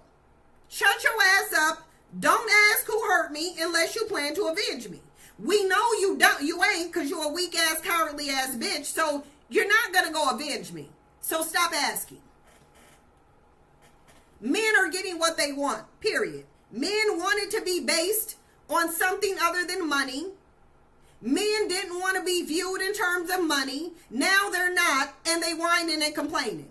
Now that they getting exactly what they want, now they got a problem. They got a problem because they getting exactly what they asked for. A few days ago, someone left 100-pound weights on a machine at my gym. I couldn't move them on my own, so I went up to a guy and asked if he could help me. Before I even finished my questioning, he leapt up and moved all the weights. I was shocked how happy he seemed to be helping me out. I wonder, is this the secret to talking to men? Do I need to ask men to do more tasks? Yeah. All they can do is perform tasks. They're telling you. Well, when you ask them why do women need men, they'll say, well, we built the buildings and we built the roads and the cars and the skyscrapers. They're telling you all they know how to do is work. It's still going back to the only thing I know how to do is work a job. Literally, it keeps going back to the only thing you need me for is to perform labor because I have nothing else to offer. That's their position. They know they supposed to be working for you. Why did this man get happy to help her out? Because that's naturally what he's supposed to be doing. That's why. Because she activated his natural role, which is to serve women. She put him to work. She gave him some service to perform, and he happily performed it because that's what he's supposed to be doing. He's not supposed to be leading at all. He ain't supposed to be around no damn kids. He's supposed to be either on that damn battlefield or performing service for women, period. If he ain't performing a service for women, he's useless. Women, you need to get this in your vocabulary. You either performing services for me or you're useless. There's no need to have a man in proximity to you or your kids and he ain't got a damn thing to offer. I did it multiple times. It won't be done again. I'm telling y'all my mistakes so you don't repeat them. I have invested in men. I've helped men out with money. I've tried to help men establish businesses on their own. It does not work. Don't do it. I'm telling you, don't do it. Because it's not a good investment. They're supposed to be performing acts of service for you.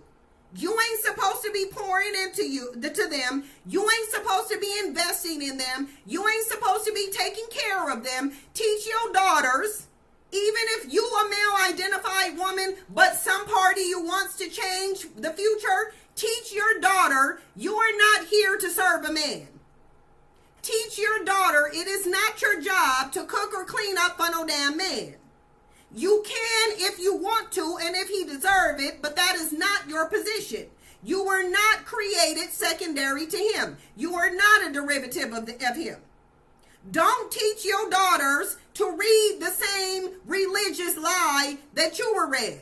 If I have a kid, Raise you, put a one in the chat box if you think I'm gonna teach my kid to be a Christian, or my daughter that she was born to serve a man. Put a one in the chat box if you think I'm gonna do that. Put a 2 in the chat box if you think my daughter will know she was not born to raise no man, to serve no man. You are not here. You better not serve no damn man.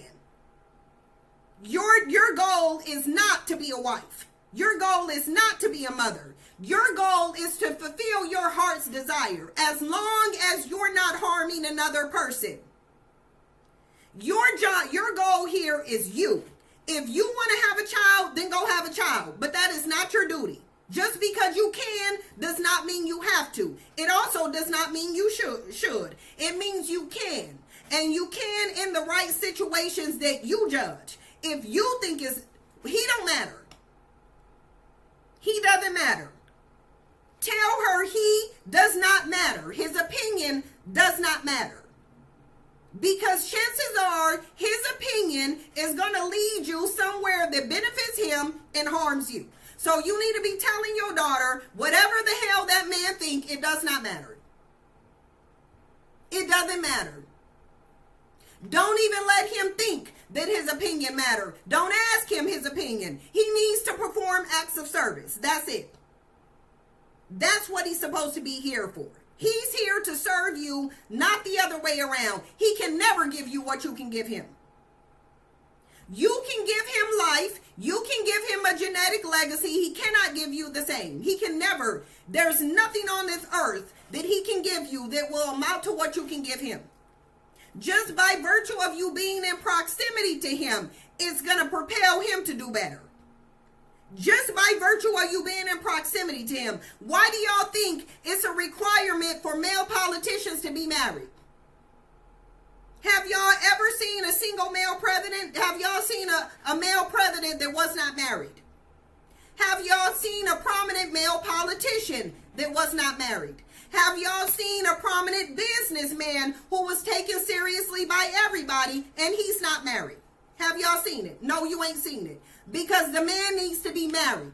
Because just by virtue of him being in proximity to a woman, that says something. Yeah, black men don't want to be married, and that's why society don't take them seriously. Society only takes men seriously when they're married to a woman. Why do y'all think, and this is going to segue into Jay-Z, why do y'all think Jay-Z in the position that he in? He wasn't in that position until he did what? Marry Beyonce, a woman. Jay-Z, in order to change his reputation, he had to be married to Beyonce, a woman. Actually, Umar Johnson, there's merit to what he said. Umar Johnson said Diddy wouldn't be where he's at if he was married. I believe him. I believe him. Jeff Epstein wouldn't be where he's at if he was married. He wouldn't be where he's at if he was married. Every single prominent male who's taken seriously is married. Why do you think don't nobody take Elon Musk seriously? Why do y'all think Elon Musk is not being taken seriously on the world stage? Because he might as well be a black man. Because he just a baby daddy to multiple kids by multiple women and he ain't married. He a pookie. Yep. He got baby mamas and no marriage. Yep. Jeff Bezos stayed married. Bill Gates stays married. Donald Trump stays married. He go cheat, but he married. He will cheat. You can best, but why do y'all think Hillary Clinton is still married to Bill Clinton? Why is Obama still married? Because a man, in order for a man to be taken seriously on paper, he needs to be married. He needs to be married. Why do you think Charlie Kirk didn't divorce Erica Kirk even though there were cheating allegations? He didn't divorce her. Because for him to be taken seriously, he needs to be married. He needs to be married. That's why. Now, I want to play this video really quickly. Because we about to talk about Jay-Z. Because again, Jay-Z wouldn't be heading no NBA halftime. Jay-Z wouldn't be the gatekeeper of NBA halftimes if his dumb ass wasn't married. Jay-Z wouldn't even be as popular among black people if he was not married to Beyonce, because now guess what they can say? Couple goals. Oh, the Carters. Oh, we like the Carters. Oh, we're going to forgive everything Jay-Z does because he's married to Beyonce. They're taken more seriously when they marry, because a man who ain't married is a reckless, useless man as far as society is concerned. Why? Because women are the buffer between men and their aggression and violence towards other men. So if you don't have a buffer, if you don't have a female buffer, ain't none of these men gonna take you seriously, because you don't have a buffer. So if you don't have that female buffer, they can't take you seriously with money. They can't take you seriously with business. They can't take you seriously in politics or in any regard unless your dumb ass have a wife. So Jay-Z went out and got himself a wife. Because why is this doing this? I don't understand. Why is this? Because I'm too broke and dusty to do it. This is men in general. Did Funky Dineva take his? Because I'm too. Why is it playing my video when I click on Funky Dineva? I'm trying to click on Funky Dineva's video about Jay-Z and it's pulling up my video, which really doesn't make any sense unless he removed the video. Because he made a comment about Beyonce in it too. So I don't know if the Beehive attacked him and he removed the video. But I saved the video. But it's not pulling up. It's pulling up my video. It's pulling up my video. And I don't understand why it's doing that. Let me start it again. Still pulling up my video. It is still pulling up my video. It just will not pull up this man's video. And it's pulling up a video that's a short. It's not even on here. My video is not even in the saved collection. Because I'm too. Let me show y'all what this is doing. I want y'all to see what I'm talking about. For y'all, you won't be able to see it on TikTok. You will only be able to see it on YouTube. On TikTok, you're not going to be able to see it. But you'll be able to hear it, but you won't be able to see it. But look, I want to show y'all this. Look. On YouTube for y'all who can see it. Look at this. Because I'm too broke. Y'all see it? Look. Look.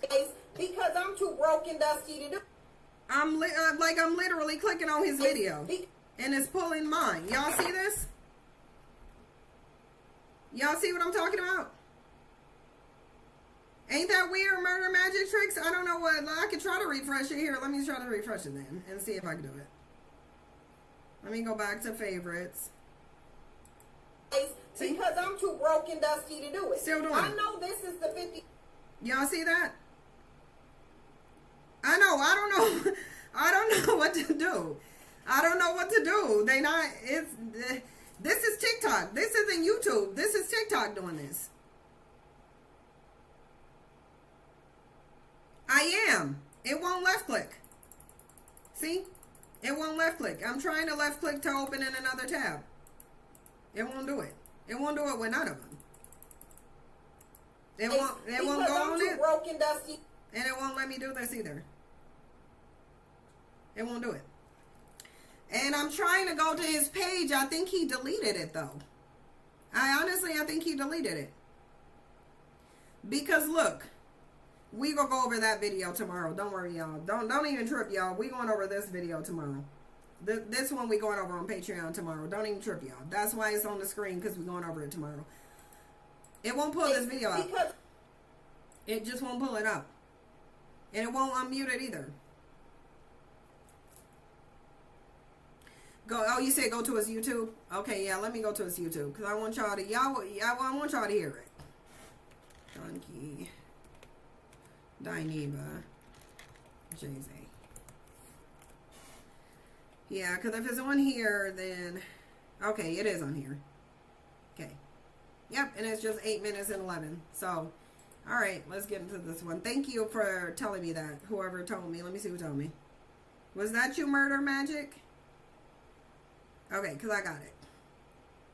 Okay, let's go into this video. I'm about to share the screen with y'all. And we'll, oh, I got to turn back on my speaker. My speaker cut off. 30%. Connected to CYNG and Galaxy S26 Ultra. No, it's not connected to Galaxy CYNG. S26 Ultra. Because is I'm connected. taking that off. Okay, y'all, on Patreon, you will be able to hear the video, but you won't be able to see it. On YouTube, you probably not either, because I'm pretty sure Funky Dineva probably used the Content ID tool to identify copyright, so I ain't gonna show his video. I'm just gonna let y'all hear the audio, because I don't want to play with copyright. But here we go. Let me just make sure we on the right audio. And that page, that StreamYard didn't co-opt our audio. Yeah, and it did. It absolutely did co-opt our audio. It did. It was doing it. Y'all, it was doing it. It was co-opting audio. Okay. All right, now let me play it on here. Here we go. Partners with Trump for an exclusive. Jay-Z partners with Trump for an exclusive 30th anniversary Reasonable Doubt release. So when I said he partners with Trump, that was a Freudian slip, but my spirit probably meant it. Jay-Z partners with Target. Jay-Z is teaming up with Target to mark the 30th year of Reasonable Doubt with an exclusive anniversary vinyl release arriving June 26.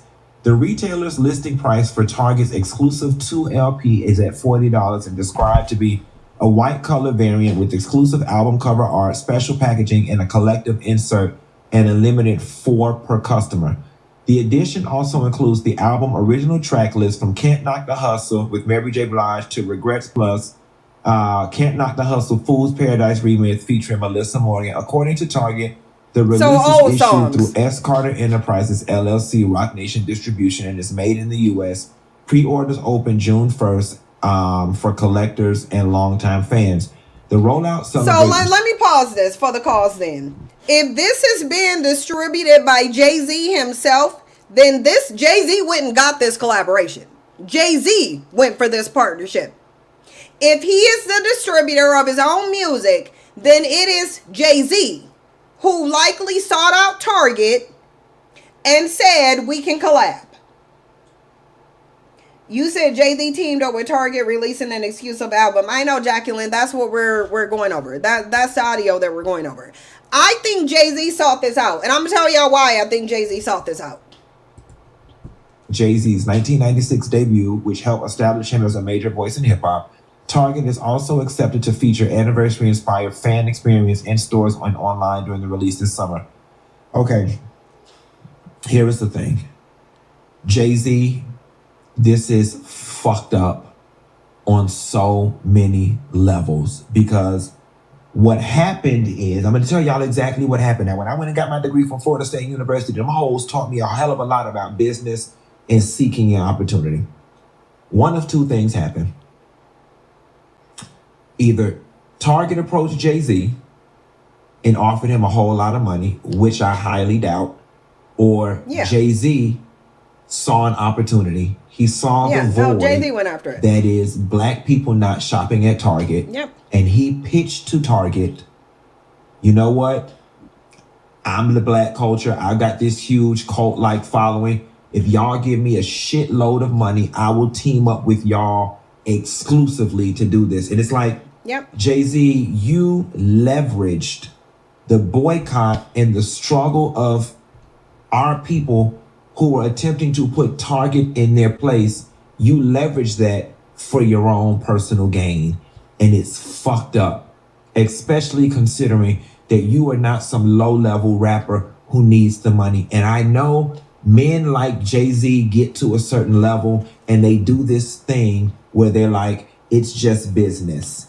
It was a business opportunity. It is not just business, Jay-Z, when you leverage the hard work and the strides that everybody put in to get our voices heard and our feelings felt at Target, and you just go on and completely undercut all of that for your personal gain. Now, I know a lot of y'all not finna like this, but I'm finna have to take it there. And Beyonce, you ain't no damn better. Nope. She can't be. She's married to him. You ain't no damn better. Beyonce, you're no better. This is legitimately the equivalent of the nice white woman that we work with, that we like, but she goes home to a Trump-supporting husband and is raising Trump-supporting sons. It's no different. it's no different. And you can that white woman that says, I'm liberal, I'm for abortion rights, I'm for everything, but she reaps all the benefits of the patriarchy and her husband's white supremacist ways.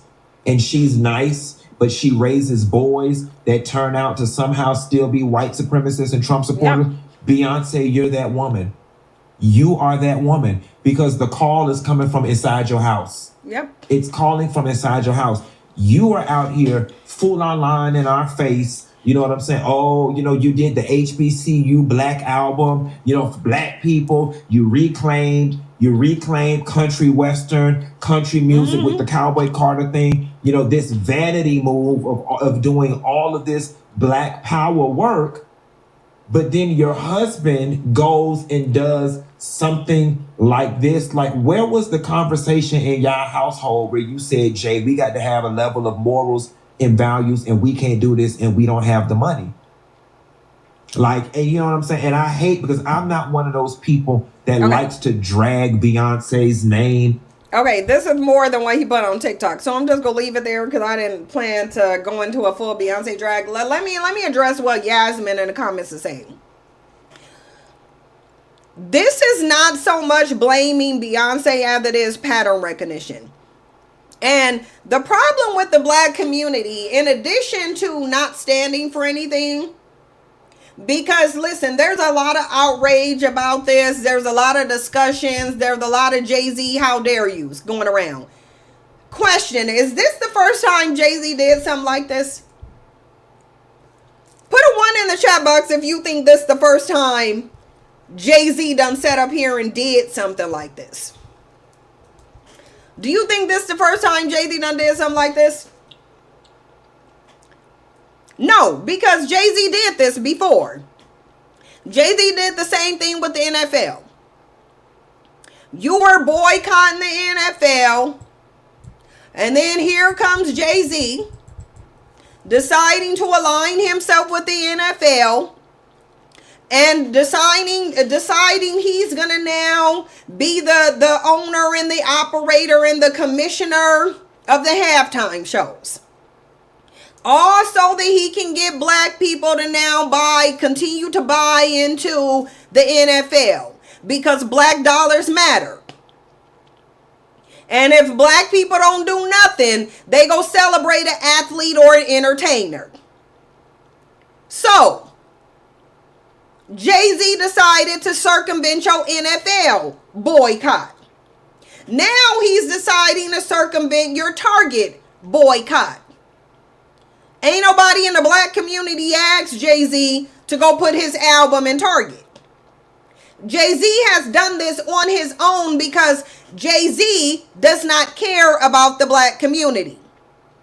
Jay-Z knows in the Black community, Black people don't stand for nothing. And that's why this keeps happening.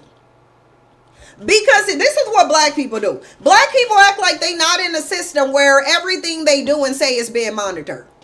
Black people act like they literally not being monitored 24/7.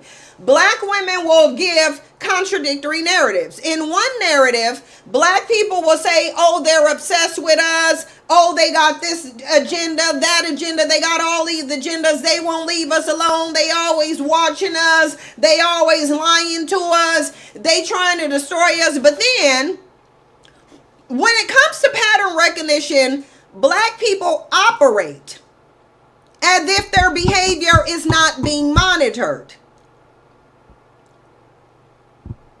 Why would your behavior be being monitored? Because you've already been deemed somebody's enemy. You're the enemy based on treatment and propaganda. And this is what you won't get into your head. You won't get this into your head. That you have been positioned as society's enemy. Because it is smart. It is smart. The smartest thing to do is always know what your enemy is thinking and doing. There's nothing smarter for you to do as somebody's opponent than to monitor everything they say and do. Because if you monitor everything, your enemy says and does, then you know the best ways to keep your enemy down. If you really believed you were somebody's enemy, you would know these things. The smart thing to do. That's why they say keep your friends close and your enemies closer. That's why. Well, where do you think that line came from? Keep your friends close and your enemies closer means study your enemy. Continuously know what your enemy is saying or doing. Black people act like that ain't their situation. You act like that ain't your situation. You act like they don't see what you stand for and what you don't stand for. They see what make you mad, sad, angry, and most importantly, they see where you spend your money.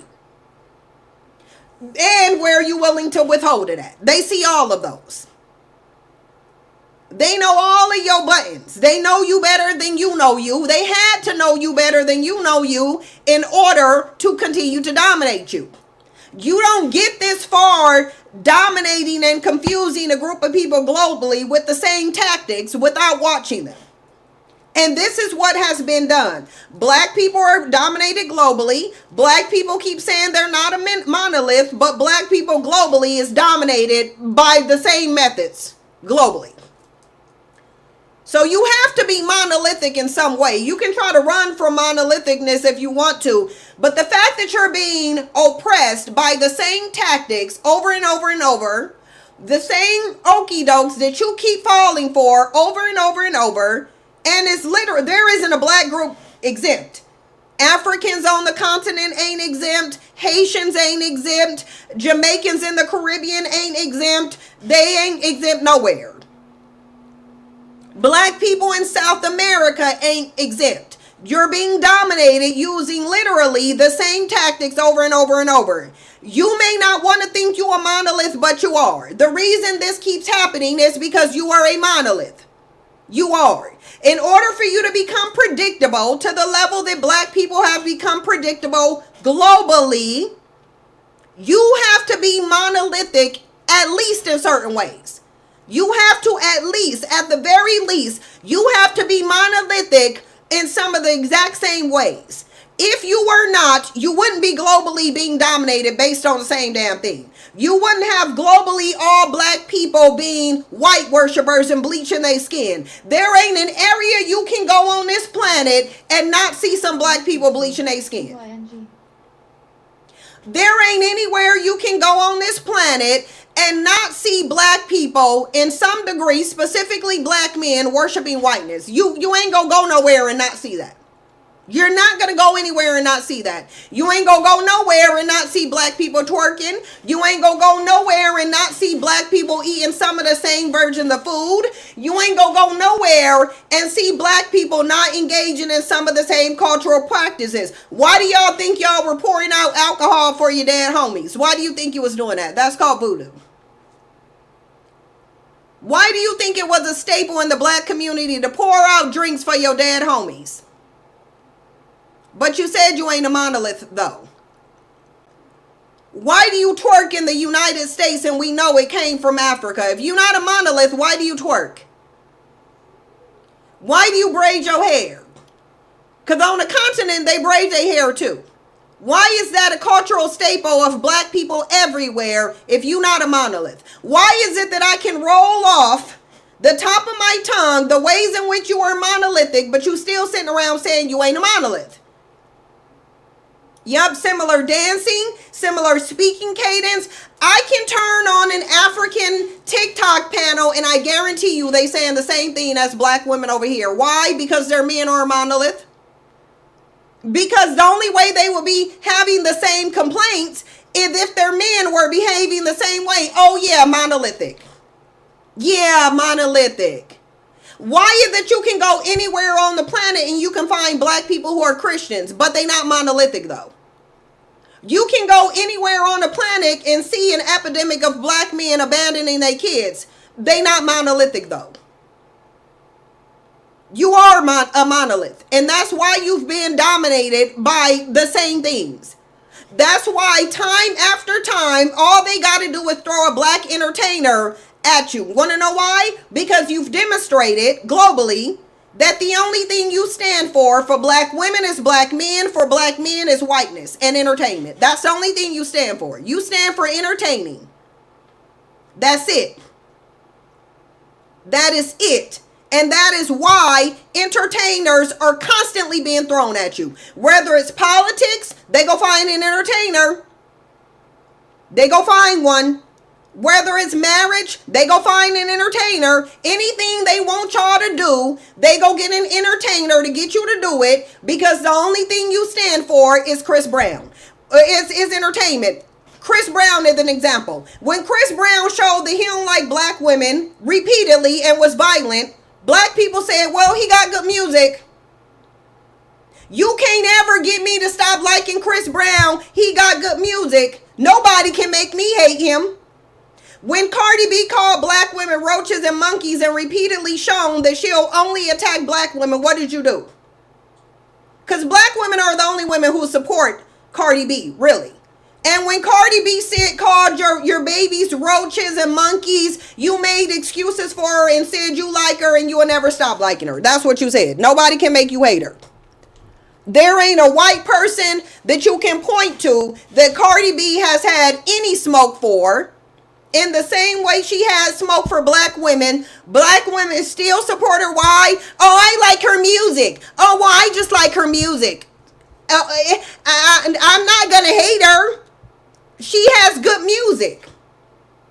Okay? Well, you like her music and her personality, but she gonna keep disrespecting you, though. Because you don't stand for anything. When Nicki Minaj aligned herself with MAGA and Turning Point, an organization that a blind person can see is against the black community. When Nicki Minaj aligned herself directly in opposition to black women. Directly in opposition to black women. Because Charlie Kirk continued to go for black women. Continued to drag black women. What did they say though? Oh, well, Nicki Minaj, no, she can vote for and support whoever she wants to. She doesn't have to support Democrats if she doesn't want to. Nicki Minaj has good music. Well, I'm still going to listen to her music. You did it with R. Kelly, you did it with Bill Cosby, and you did it with Diddy. You did it with every single black entertainer that came up and said something negative to you. Kanye West, anybody? What did black people do in response to Kanye West getting in literal KKK garb, doing Nazi salutes, and saying that slavery was a choice? Oh yeah, black people coined him a genius. Oh, he's a genius. He's a genius. Well, Kanye is a musical genius, so who cares if he got into KKK garbs and hangs around with Nazis and says slavery was a choice? He's a genius. He has good music. Same thing you did with Nick Cannon. Same thing you did with any black man, any entertainer. You stand for nothing. The world knows you stand for nothing. You don't stand for anything. So if white society chooses that they want to throw Jay-Z in and proposition Jay-Z, because I'm saying this is what happened, but I'm going to tell y'all what I think happened. What I think happened is that the industry went to Jay-Z and said, listen, we'll give you protection.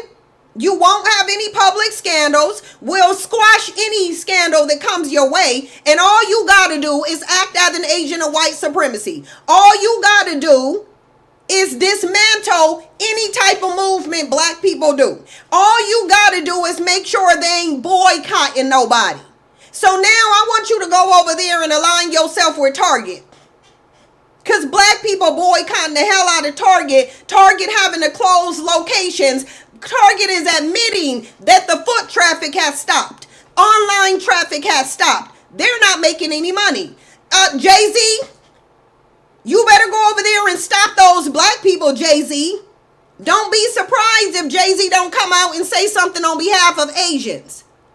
Don't be surprised if he don't bring his ass out here and align himself with Asians, since y'all boycotting them too. And guess what? Guess what, Jay-Z? You ain't gonna get canceled because you and Beyonce are couple goals. They too busy worshiping you and Beyonce. They ain't gonna cancel you. You the greatest rapper alive. You own the culture. There ain't nobody bigger than Jay-Z. You ain't gonna get canceled. Nicki Minaj just went and aligned herself with Turning Point. They still following her. They still repping Nicki Minaj and she done went full MAGA. You ain't gonna take no L's. Go ahead. Go over there and do that. We'll make sure you don't get no scandals. Has Jay-Z had any public scandals? Have Jaguar Wright continue talking? Because I ain't seen Jaguar Wright get up and do no interview talking about Jay-Z and Beyonce again. Have y'all seen him? Have y'all seen any Diddy-esque allegation come up on Jay-Z's table, even though there was multiple lawsuits? Have y'all seen those lawsuits gain any traction? Nope. They ain't gain no traction because that's part of the deal. All Jay-Z got to do is keep selling out the black community and we'll keep protecting you. You can retire clean. You can be the only black man who retire without a scandal even though you engaged in the behavior. We know you and Beyonce was at Epstein Island, but we'll stop the traffic. We'll make sure ain't nobody really talking about the fact that you and Beyonce are repeatedly on Epstein's list and in Epstein photos and was obviously on Epstein Island. We'll silence the chatter around that. Ain't nobody talking about Jay-Z and Beyonce's Epstein affiliation. Ain't nobody on, who talking about Jay-Z and Beyonce being on Epstein Island? Nobody. Ain't nobody dragging Jay-Z and them through no court. Even though there's multiple allegations about Jay-Z and Beyonce. I know, Jay-Z and Beyonce are both in images. Y'all just saw Jay-Z and Beyonce sitting up with the Trumps at an award show. And what did y'all do? Oh, they couple those. Oh, I'm getting me some sacred. Oh, I'm going to pay these high-ass Beyonce tickets. I'm going to spend my whole rent money on Beyonce tickets, though, even though she was just sitting up with the Trumps. Because we don't stand for anything. You don't stand for nothing. You stand for nothing. And when all you stand for is entertainment, understand with your monolithic asses in denial, all they gonna keep throwing at you is entertainers. Which, by the way, if you ain't monolithic, why do they keep throwing entertainers at you?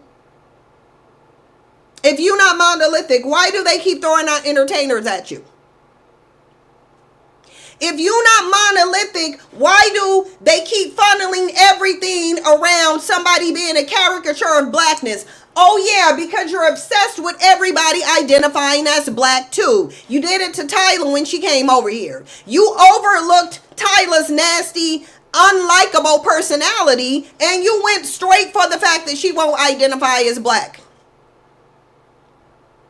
You said, can you give me virtual training for free? Yeah, on TikTok if you want to. Yeah, send me a message, please. On TikTok because I need a girl. So if you want to give me virtual training on TikTok, absolutely. Send me a message because I need it.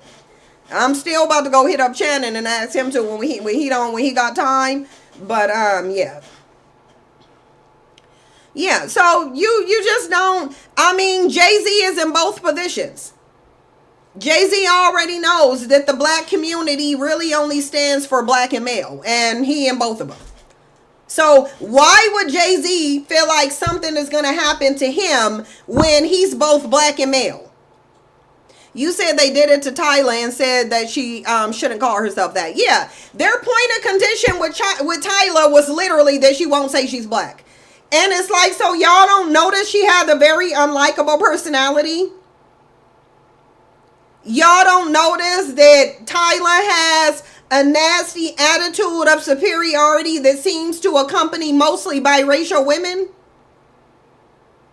Because raise your hand if you see males, biracial males, weaponizing their proximity to whiteness. Even if they do, they don't do it the same way biracial girls do. Like Lotto, who literally named herself Mulatto. She really wanted y'all to know she was a mulatto. Jay-Z and Charleston White are both super agents of white supremacy. But all celebrities are. That's what people get for idol worship. All celebrities are not. Cat Williams ain't. Cat Williams already told you he don't care what L comes. He ain't compromising. So all of the celebrities are not. There are some exceptions. I know the vast majority of them are. But there's some who are not. I don't like Tyla. I think Tyla is exceptionally pretty. I really do think she is. She is. I think Tyla and her looks and her body are literally the only thing she has going for herself. Like, I think the interest in Tyla ends with her looks. That's it. That's it. But I really do. I think Tyla is exceptionally pretty. I don't think she's just a little pretty. I think she's exceptionally pretty. But I think her personality is trash. And I don't know her personally, but the personality that she projects to the world is trash. Period. I try to like Tyla. I just can't. Her personality won't let me. Like, literally, her personality won't let me. And I don't like how people are in the comments talking about, oh, people are just jealous of Tyla. No. I see people saying Tyla is beautiful and she dances right. She have a cute figure. They don't like her attitude. They don't like her attitude. You can tell she comes off as if she feel like she's superior to black people. Indian is not really a race. We really do need to understand that Indian and Asian is not really a race. It's just really not. Like, we have to stop saying people how do you have an Indian body when there's no genetics to Indian? It's literally like a nationality. Asian is not a race. And I know Asian is classified in this country as a race. But I promise you, Asian is not a race, because you can't have two races within one. And there are black Asians. Black Asians are a thing. Therefore, Asian is not a race. Because once you now have more than one race positioned within it, then it's not a race. It's just not. So there's no Indian body that you can have. Like, there's just no Indian shape, because there's no biology behind it. You said she's seeking validation in a weird way. Yeah, there's something about Tyla I can't rock with. And it's not her looks. It's not her looks, because she is really pretty. I actually enjoy looking at Tyla because she is pretty. But there's just, I can't do it. What?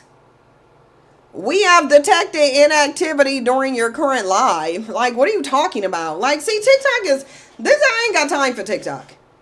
I don't have time for TikTok. And I got to get off of here anyway, because I'm 10 minutes past my time I was supposed to be on here. Some Indians are black. Yes. Yes. Like, why do y'all act like Google now is not laced with AI? Like, literally, now not only do you have the search engine, you also have AI helping you with the search engine. And y'all are still asking questions that you can just go ask Gemini, Claude, or ChatGPT. Yes, there are black Indians. And in India, they literally refer to them as being black. Yes, if you actually talk to Indians, then you will know, yes, not only are dark Indians seen as black, they're extremely colorist. Don't Indians have the oldest caste system, i.e. colorism system on the planet? That's how you know they started off as Africans. They got the oldest caste system. They literally have the oldest colorist system on the planet. Like, you can only have colorism if something ain't a race. If you have different spectrums within it. Colorism is ridiculous in India. It is ridiculous. And when I talked to an Indian woman, it was given black community, where she said, oh, we literally tell them to stay out of the sun. Like, I literally witnessed a dark Indian telling her son to stay out of the sun so he don't get darker. So that ain't black people? Because that's what American black people do. American black people tell their kids to stay out the sun so that they don't get darker.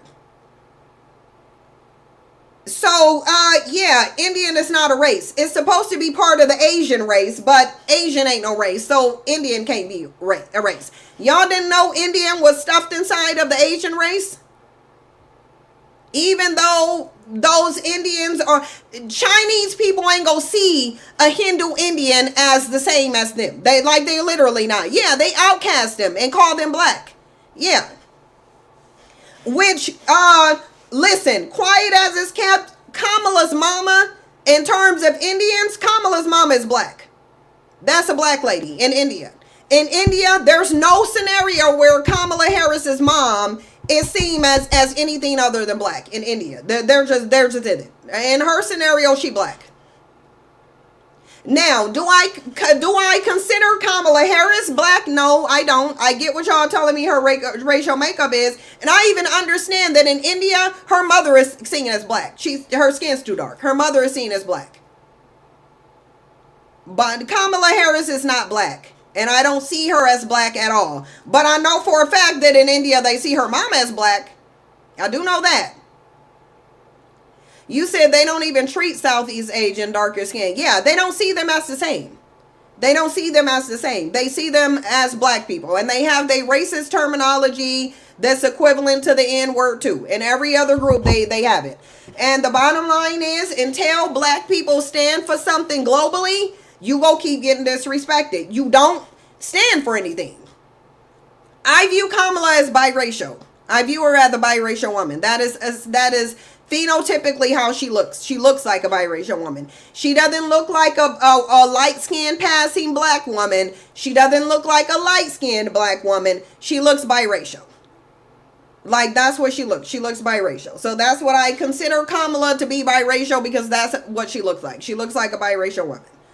So, I mean, but Kamala doesn't need to be black for me to vote for her. Because I'm not voting for people based off of blackness. I'm voting based off of policy. Most black women are male worshipers. And so one of the reasons why I did vote for Kamala is because I knew she wouldn't prioritize black men. I knew she wouldn't. I knew Kamala wasn't going to prioritize black men like a real black woman would, and that's exactly why I voted for Kamala. Because I said Kamala will consider everybody, not just black men. I think if Kamala was a black woman, depending on the black woman, 9 times out of 10, she go prioritize black men and nobody else. And I ain't trying to have no black female president that only is thinking about black men.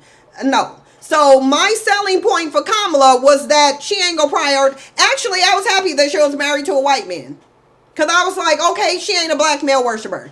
Now that Kamala is with a white man, she can get something done other than focus on black men. Other than have her head shoved up black men's ass. Which is where black women have had their heads. I'm trying to get their heads out. I'm trying to get their heads out. But because Kamala was married to a white man, and she's partially black and not black, I was like, oh, I'm going to vote for her. I am going to vote for her. Because she's not going to prioritize black men. Absolutely not. She did that policy for votes. I don't know what you mean. Yeah, I wouldn't vote for a male worshiper. I wouldn't vote for a black woman that's a male worshiper. Absolutely not. Kamala's dad is half Jamaican. Okay, so that makes sense. That makes sense. Her dad is biracial. Yeah, and she doesn't have any kids. Yep, Indians don't know what race is. Well, anyway. Yeah, most black women got their heads so far up black men's ass, they can't see nothing else but black men's body parts. That's all they can see. They can't see nothing else. And so to me, if there's a female president, and I know whether she has the black identity or not, because black people made Kamala's whole race about her blackness. I don't know why y'all did that, but to black people, Kamala's entire race. For black women, Kamala's entire race was about her being black. For black men, it was about the fact that she was a white man. That's what it was for black men. Kamala's with a white man, so therefore I can't vote for her. And black women just needed to see Kamala say she was black, and then they'll vote for her. So black women, it was about blackness and forcing everybody to be black, because black women only stand for blackness and maleness. That's it. If you show that you're a black man, black women will stand behind you at large. They're the group that's the exception, but the majority is the rule. Black men stand for white men, white women, and that's it. That's it. Black men stand for the exact opposite of what black women stand for. Literally the exact opposite is what black men do. Just said, I've said it a million times because a lot of BE suffer from sexual trauma and sex addictions. Yeah, but that's a different story. You said black men don't even like black women. Yeah, Sunny Aho, they don't even like them. And that's why I don't understand. Yeah, I don't. Whoever's trying to get invited to co-host, I don't know who you are. And the only person I would invite to co-host is probably Proud Black Woman. That's probably the only person on here. Nyla and Proud Black Woman is literally the only two people I would add to co-host. That's it. On TikTok. That's it. But otherwise, I don't know any. I'm not really familiar with too many other people on TikTok. So that's just what I'm saying. But anyway, y'all, I got to get off of here. I'm way late. Yeah, I got to get off of here. Yeah, I gotta get off here. All right, I'm about to get off of here because I got other stuff to do. So for everybody who has signed up for Patreon, I'll be back with y'all on Patreon. We're gonna go over, let me show y'all one of the videos we about to go over is this one right here. Because we're gonna go over this because I really want to go over this video here and I want to talk more about this. White woman says white women are the problem. She gets very graphic. So we're going to go over this because I'm telling y'all, when it comes to the shifting, you going to have to anticipate that again. Patriarchy is the only thing that white women have. It just is. It just is. But we're going to talk about more of it on Patreon and we're going to talk about why. No, this is going to be on Patreon.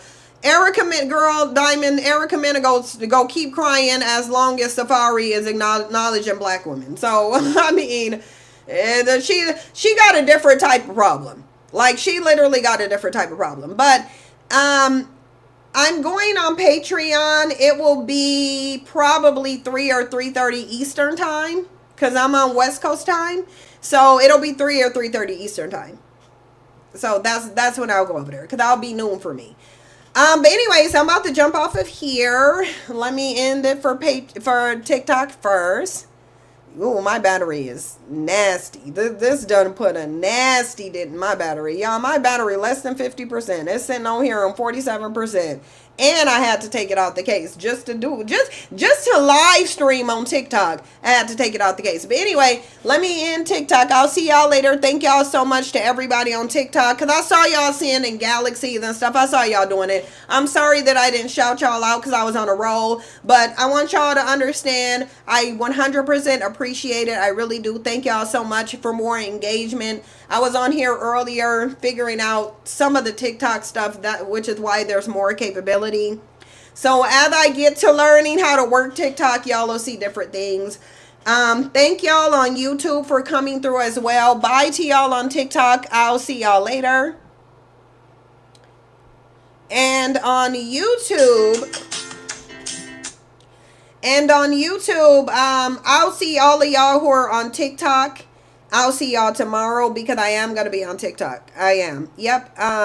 It'll be 3 or 3:30 tomorrow Eastern time. It's probably going to be more like 3. It's probably going to be more like 3 because I have to do something after and I want to give the full time for Patreon. So it's probably going to be from 3 to like 5:30. It'll be from like 3 to 5:30 probably tomorrow. Anyways, I'll see y'all later. Bye.